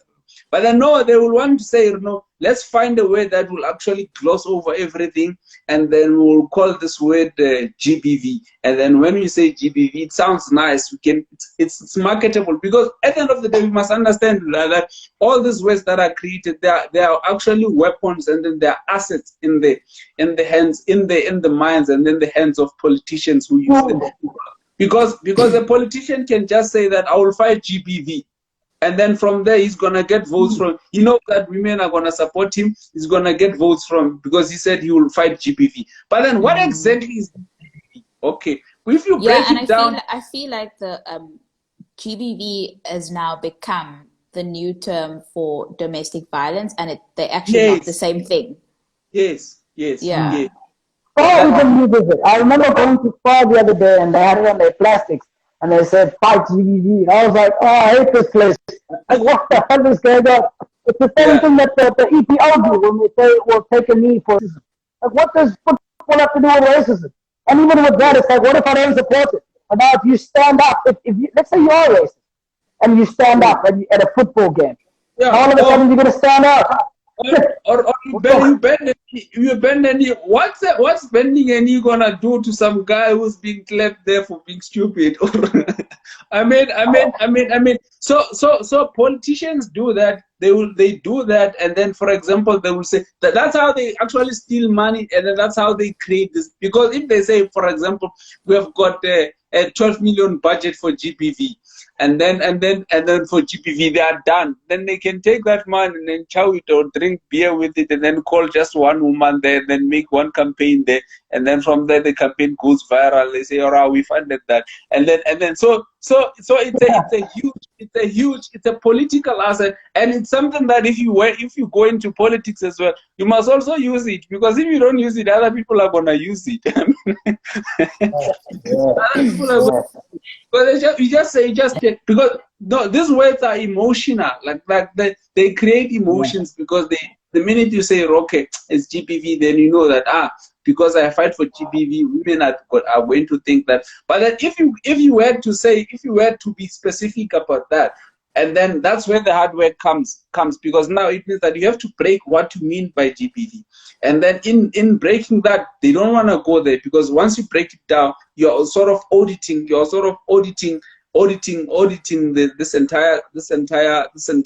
this entire asset, for example. But then if you say, okay, I'm going to make sure that the people who rape go to jail, or the people who, I'm going to make sure that I'm going to empower families in making sure that they go through counseling, and then people get there are counselors that go there. We try to solve the family problems. We try to find.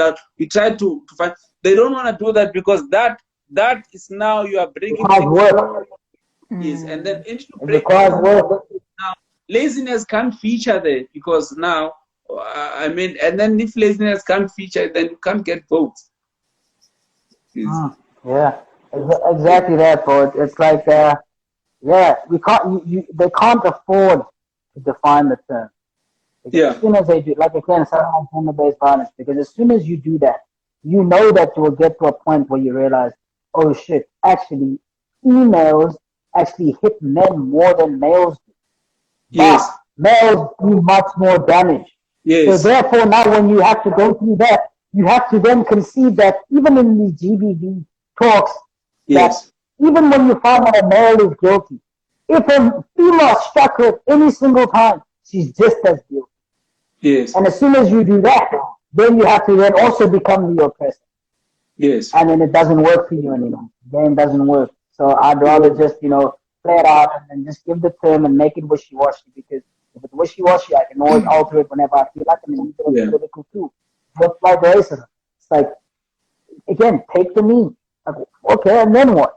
It's not going to stop someone from being racist, bro. 3 black English guys, it's probably actually going to even make it worse, because now it stands out. Now it's like, oh, okay, cool, well, I know how to irritate them. Every time a black guy does something wrong, we're just going to say, flip, fuck this in guy. And then there's going to be another campaign. There's another campaign. Yeah. People are going to jump onto that and create more money and more money. And it's like, actually, how many lives have you saved? How many lives have you changed? Oh, well, no, it doesn't matter. We're just going to keep feeding this because it's emotional. And Black Lives Matter. Okay, cool, let's go push this thing. And then as soon as I can get my house, then I'm just going to leave these people. And it happens every single time when you give people incentives for certain things that they can then make terms whereby the terms are not logical, but they're emotional. Perfect. Okay, body shame. Oh my God, body positivity. What does that mean? Oh, it means that if you're big, you can then feel inclusive. Inclusivity, that's another one. And then it's like, okay, cool, let's make a little circle for us here. Okay, what does it mean, guys? It means that people can't body shame you and you should be proud of your body. Oh, okay, great, perfect. But I'm dying, I have heart disease because I'm big. Now what? Hey, look, be proud of yourself. Be proud of yourself.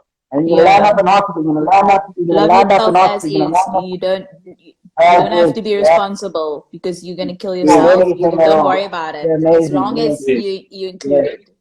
You are fine the way you are. You don't have to do anything. You are fine with the way you are. You are perfect. You are when you're on your fourth total hip replacement or your total knee replacement, and all of a sudden, where are those people now? Oh no, well she's in hospital. She's not part of that campaign. Leave that. Yeah. You're only going to want these goals to come up, and then these goals come up, and then there's the next coronary bypass surgery for someone else passes away because of their weight. No, but I'm pushing a campaign here. What's going on? And then what happens is then you become a victim of the exact same thing. Because now when you start getting sick and you're pushing that campaign and you now want to lose weight, what happens then? They're going to come out after you because now you become part of the people that have been shaming them this whole time. Now you're no longer the victim, now you're the oppressor. And not only that, you have also been the oppressor every single time that you've looked at a guy and said, oh my gosh, I want a tall, dark, and handsome guy. I don't want the short guy. What about that? Isn't that a problem thing?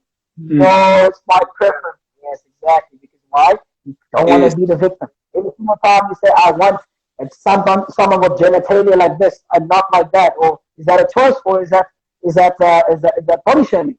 Well, it's a choice. Okay, well, what about a guy says, look, I don't want the big girl, I want the thin girl. Body shaming, because I'm the victim here. I can't be the oppressor.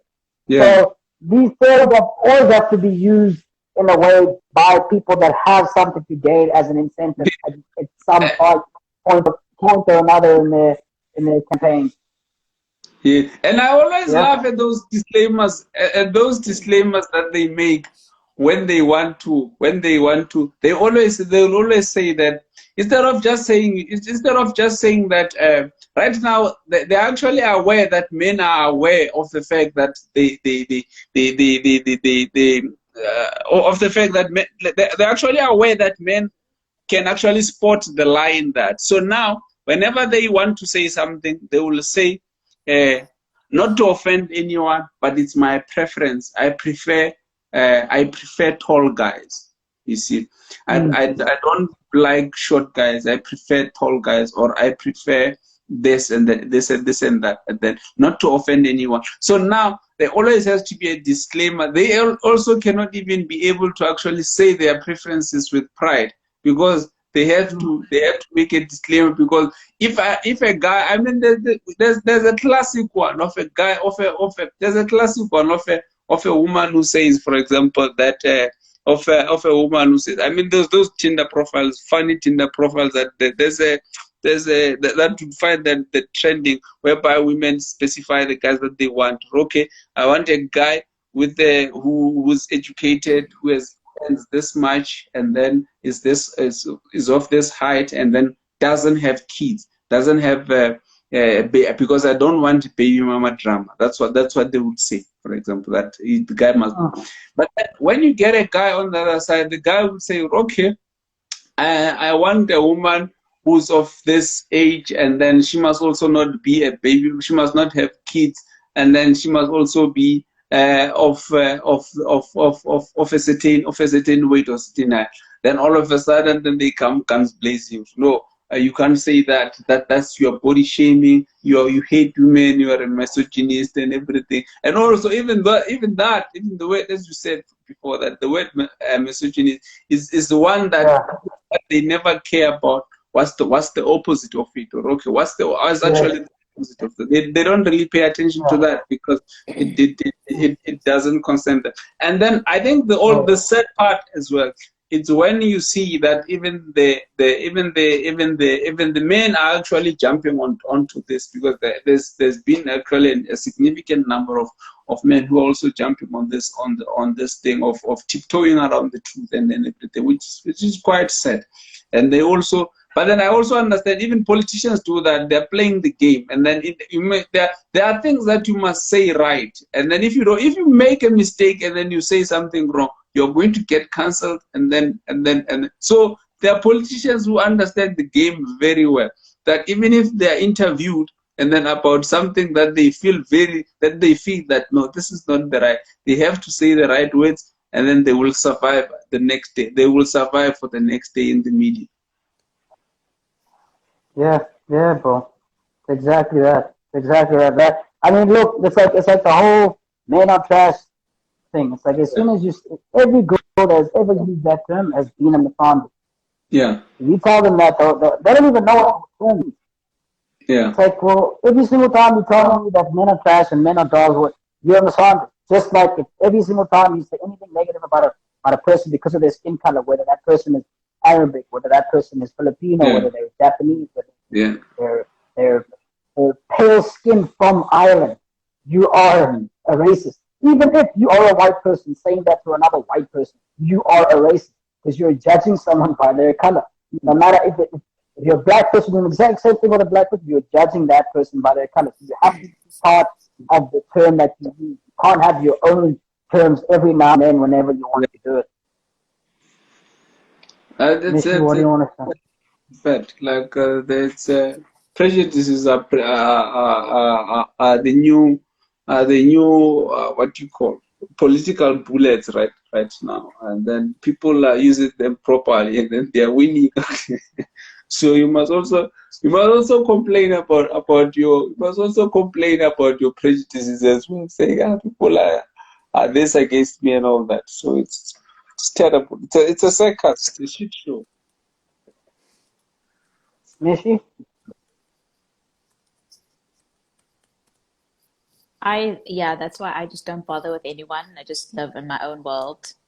To be honest, I actually think like I actually that is probably one of the only things that has kept me sane is to just like yes, being part of groups you can't really help you can't help not be part of a group just by existing. You're gonna be part of a group. You're gonna be middle class. You're gonna be South African. You're gonna be black. You're gonna be of a certain whatever it is. You're gonna be male. You can't help it.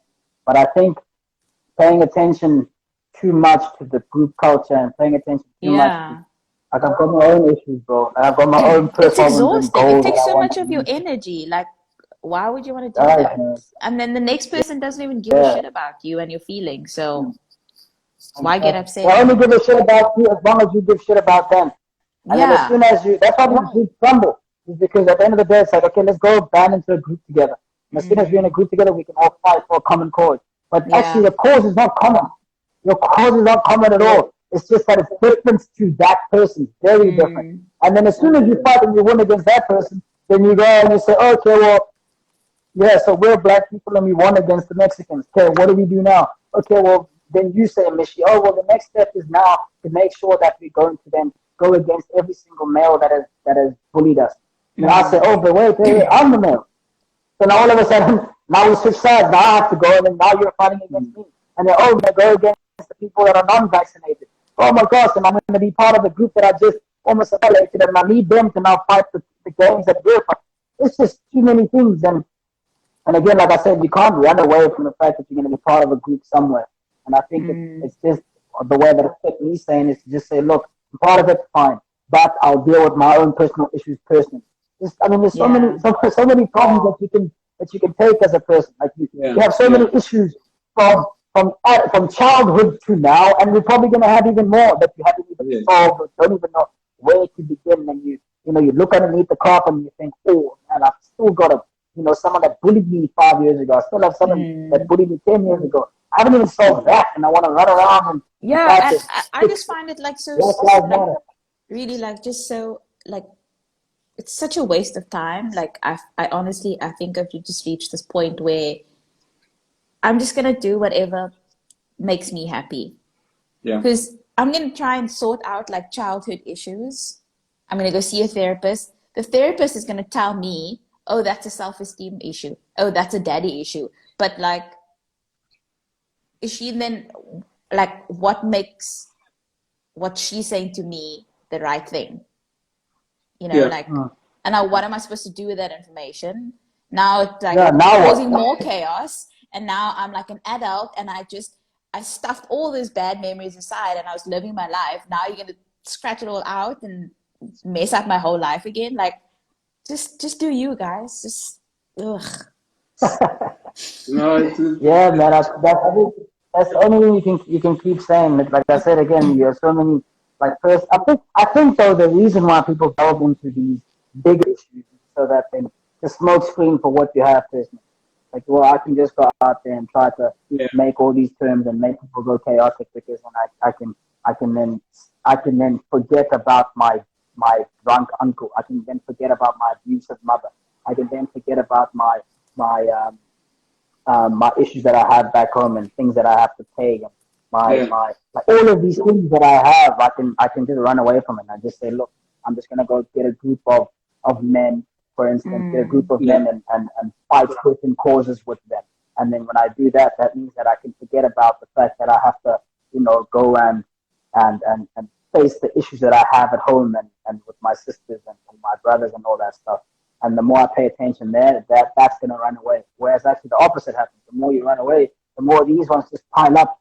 And then when you go back and you look again, it's like, oh shit, fuck, that's actually more than yesterday. Okay, well, let me go out and go and drink again. And let's see how they are tomorrow. And maybe they're going to be diminished. They're going to take care of themselves. Like, nope, it's not going to happen, man. It's not going to take care of themselves. It's going to go back there tomorrow. And then now you have a hangover and that problem. So everything will just compound and compound and compound. And the more you try to fight the problems, the easier it will be for you, who you think it is, to then fight, not take a look at your problems. But your problems aren't going to go away. It's just going to get worse and worse. It's exactly what I was saying now with this whole body shame. Oh, well, you know what? I'm just going to tell that person that their body shaming me. It's like, okay, what are your arteries saying? Well, they're saying that they're going to clot, regardless of who's body shaming you. They're going to clot. And what are your joints saying? They're saying they're going to give you pain. Pain is not prejudice. It'll give you pain. It's not toxic. It's not none of that thing. And as soon as that happens, then you'll sit down and say, maybe I need to go and get this knee replacement. Maybe I need to go and lose this weight. And that's the issue that you need to fight. It's exactly the same on the opposite side. If you're anorexic, your body's going to say, hey, how about we eat today? And then you're going to say, no, you're body shaming me. Well, your body's not going to body shame you. What are you going to do? You're going to say, okay, well, let me wait for someone else that's going to say, oh my gosh, you're awfully thin. And I'm going to say, hey, it's not body shaming me. Treat me better. It's like, okay, well, what is your kidney saying? What are your livers saying? They're not going to be prejudiced. They want food. They want to be hydrated. They want to be taken care of properly. So biology is not going to run around and say, oh, okay, well, I'm going to stop discriminating. Now, when you end up in hospital and now you're faced with all of that, then you're going to say, perhaps I need to sort these issues out. Perhaps it's not the people out there that are telling me that I'm super thin. Perhaps my body actually has a specific weight that it can then regulate itself, where it reaches the homeostasis, and it's not that big and it's not that thin. And it's like, well, exactly. But when I gain weight, for example, I can feel it. Like I can say whatever I want to say to someone else and say, oh my God, you know, I hate the fact that you say my cheeks are big. Like, okay, I might hate that. But when I go for a jog, my heart says, well, I don't care what you hate. My carotid arteries don't say they oh no, we're a person. I'm down and I can't catch my next breath. Now what do I do? I have to sit down and take care of it. Like the thing with it also, like, say for instance, right, so we body positive and I end up with diabetes, right? Everyone's cheering me on. I am just killing myself. Next thing you know, my leg has to be amputated. No, but we're still body positive. We don't exclude people with one leg or 1.5 legs. Now you're gonna make me get my other leg amputated because woohoo, Mishka is like, you know, she's not scared to do this, and it's she's insane. A champion. Mishka is a champion of people without legs. So now you must also start your own body positivity group of people. You see, no accountability. There's no accountability there. That's the problem. You're not saying, oh shit, I messed this up. Yeah. I'm killing myself by listening to these people. Like, there's absolutely nothing. As long as you fit in somewhere, you good. The thing is, as long as you benefit from it with an incentive, if it makes you feel good or there is a monetary value to it, then you push that campaign. Yeah. And I think the sad part is that even the doctors right now, they are afraid of telling people publicly that, you know what, if you gain too much weight, these are the health problems. They are also afraid. I mean, if you listen to the radio when they have interviews in the radio, you can understand that these people are trying, they know the truth, but then they're tiptoeing around. They're also being afraid of being cancelled. They're also being afraid of they're afraid of telling. They're afraid of being cancelled because they know that a person can just say that, or a certain celebrity can just go and say, Dr. So-and-so said I'm fat, and then it's fat shaming, and then now this is what's going. And also, so you can already see And then this is actually where we actually have to be scared, because when we get the people that we trust our lives with, that we trust our scared, then that is dangerous. We are actually entering into a very, very dangerous territory that we might not be able to get out to get out of it alive. And then it's very, very sad.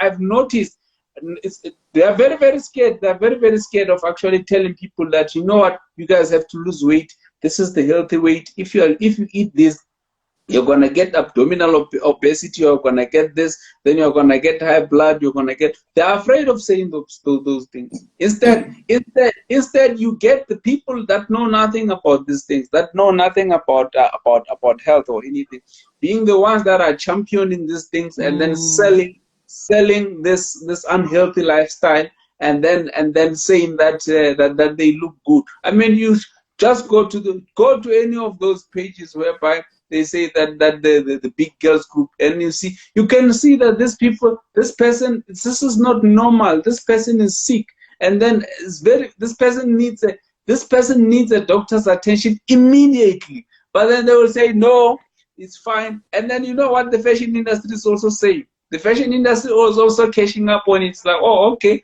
now we didn't get a chance the slim people aren't buying this anymore, so we didn't get a chance to sell bikinis to them. Let's now take an entire ketting and then create another bikini for them, and then we sell it at 500 rand, and then they're gonna buy it. So, and then they also are afraid of telling, no, this is not the right weight. No. Instead, they create clothes for them, and then from there, then become. So it's almost I think it's also what happens in it's how the capitalist society gets to decline, gets to it's actually, we're actually at the peak, and then it's starting to decline, because now everyone is about getting his share of money and then keeping quiet. You see? Because at the end of the day, you see the even healthy food. Doctors are now afraid of saying, you know what, you cannot keep on eating this unhealthy food. It's bad for your health. Why? Because Debonese is going to get him cancelled, or Debonese is going to say it's going to, or McDonald's is going to say this. So everyone is afraid of saying, and then instead, what do? They're like, okay, we're going to sit back and cash on it. And then that's what they're doing. And then people are dying on the other side. You don't have 2 legs, you lost 2 legs, and then you're also going to lose an arm because of diabetes, and then you say, oh, no, let's be body positive. Let's support this. No, we cannot continue doing that. We just can't. You know, just going back to that as well, man. You know, like even at work, for example, it's like what I was saying earlier. You know yourself. Like, you know what the issues are. You know what the problems. You know what you need to know. You might not have to hear it, but you actually need to. And I find a lot of the times, like when someone asks you a certain amount of questions, for example, and in your mind you're thinking, you know, all of this stuff, if you just lose weight or go gymming, it'll be solved, right? But then you think, you know what? If I say that, they might take it the wrong way, right? But it's every single time that whether it's a male, whether it's a female, no matter what age it is, if they come to me and they're like, look, my knees or my ankle started, okay, what was your weight back in the day, or 2 years ago when you didn't have this pain, or you didn't have this, whatever it was? Oh, okay, now I weigh 60. Okay, what's it now? Oh, well, it's 100. Okay, so what, you tell me what it is. I think it's my weight. Okay, so then while we dilly-dallying around this, lose weight and see what happens then.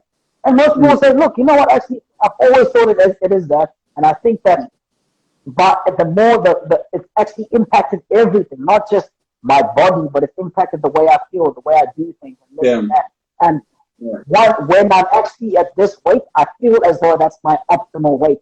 It's like, exactly, you have an optimal everything. So now, as soon as you have an optimal everything, if you go too much, it's not optimal, it's bad. If you go that way, it's not optimal, it's also bad. So it's like, you have an ideal. So with everyone that's running around saying there's no such thing as the ideal fitness or ideal weight, it's like, how can you say that when you know that you do have one? Because the more you gain weight that's not ideal, the more you do things that's not ideal, it's toxic, when the more you do things that are not ideal, there's toxic too. The same with medication. If you take too much of it, it's going to be your last headache. But if you don't take it at all, it's going to be painful. So you need to then always be in the middle. You know, so they've created a new term now. They've created a new term. It's called but they call it so I think I'm also starting to freeze now. It's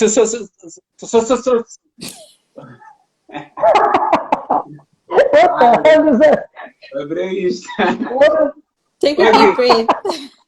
so social engineering. It's social engineering, socialization. They call it socialization.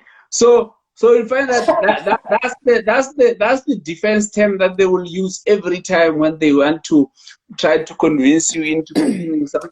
They will say, no, it's because of socialization. People have been socialized to be like that. For example, they will tell you that, no, people have been socialized. People, it's because of, they will tell you, for example, that this thing of a person being slim, it's being slim or being off the right BMI is a European. It's a European thing. People they've been socialized to think like that. People get, but then there's science breaking that, and then failure to do that. You can see that the society is starting to crumble if they fail to do that.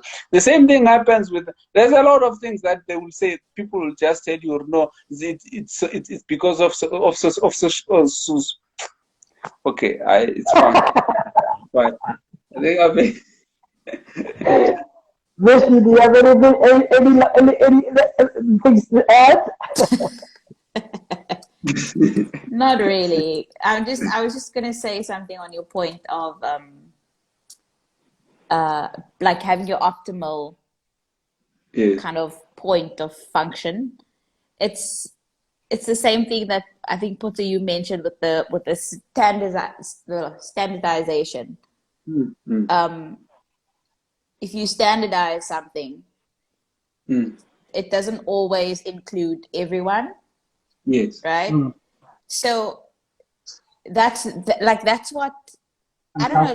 Like you can, but this is something you can sort of standardize by saying generally whatever is your optimal, stick with.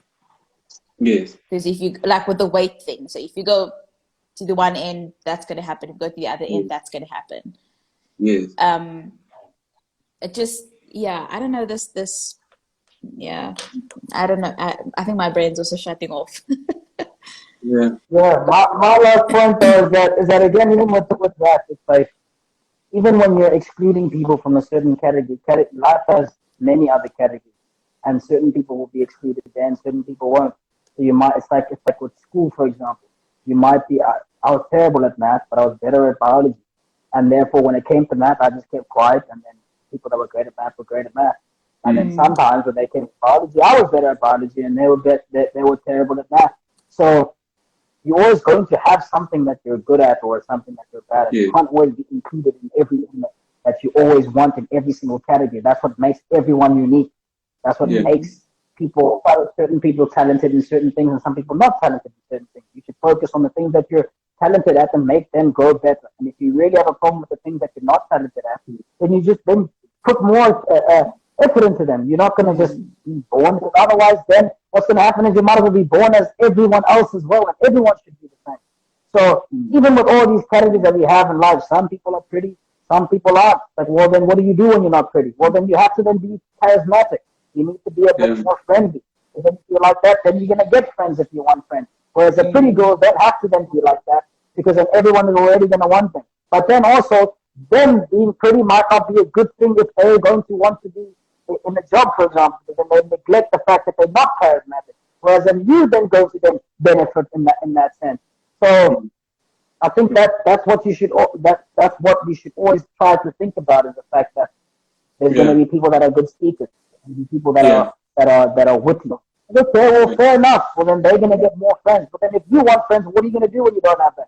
Are you going to say to the witty person that whatever they have is not good? Like, no, because then you're not going to get anywhere. So then you then try to then use other parts of life and other things that then you can then try to then be whatever you want to be, the things that you're good at.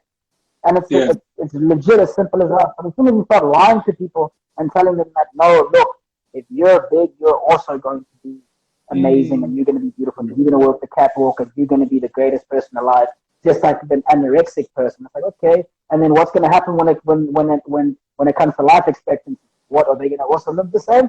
Like, of course not. Well, then you're going to have to tell them that. So what happens is then whenever it gets there, then they're dead.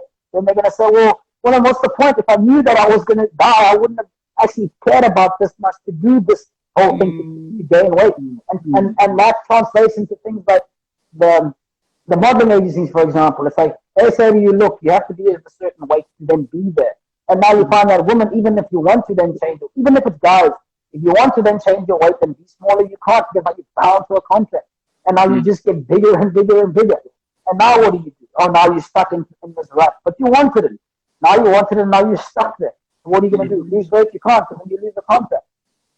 And then you end up in a journey that then takes you into places you don't even know. And you come out of it and you say, man, I didn't actually want that. But you actually did. You just weren't informed about it beforehand. So, yeah. No, it's... I think we've made lying normal and acceptable. So people lying and self-delusion acceptable. And so people are actually have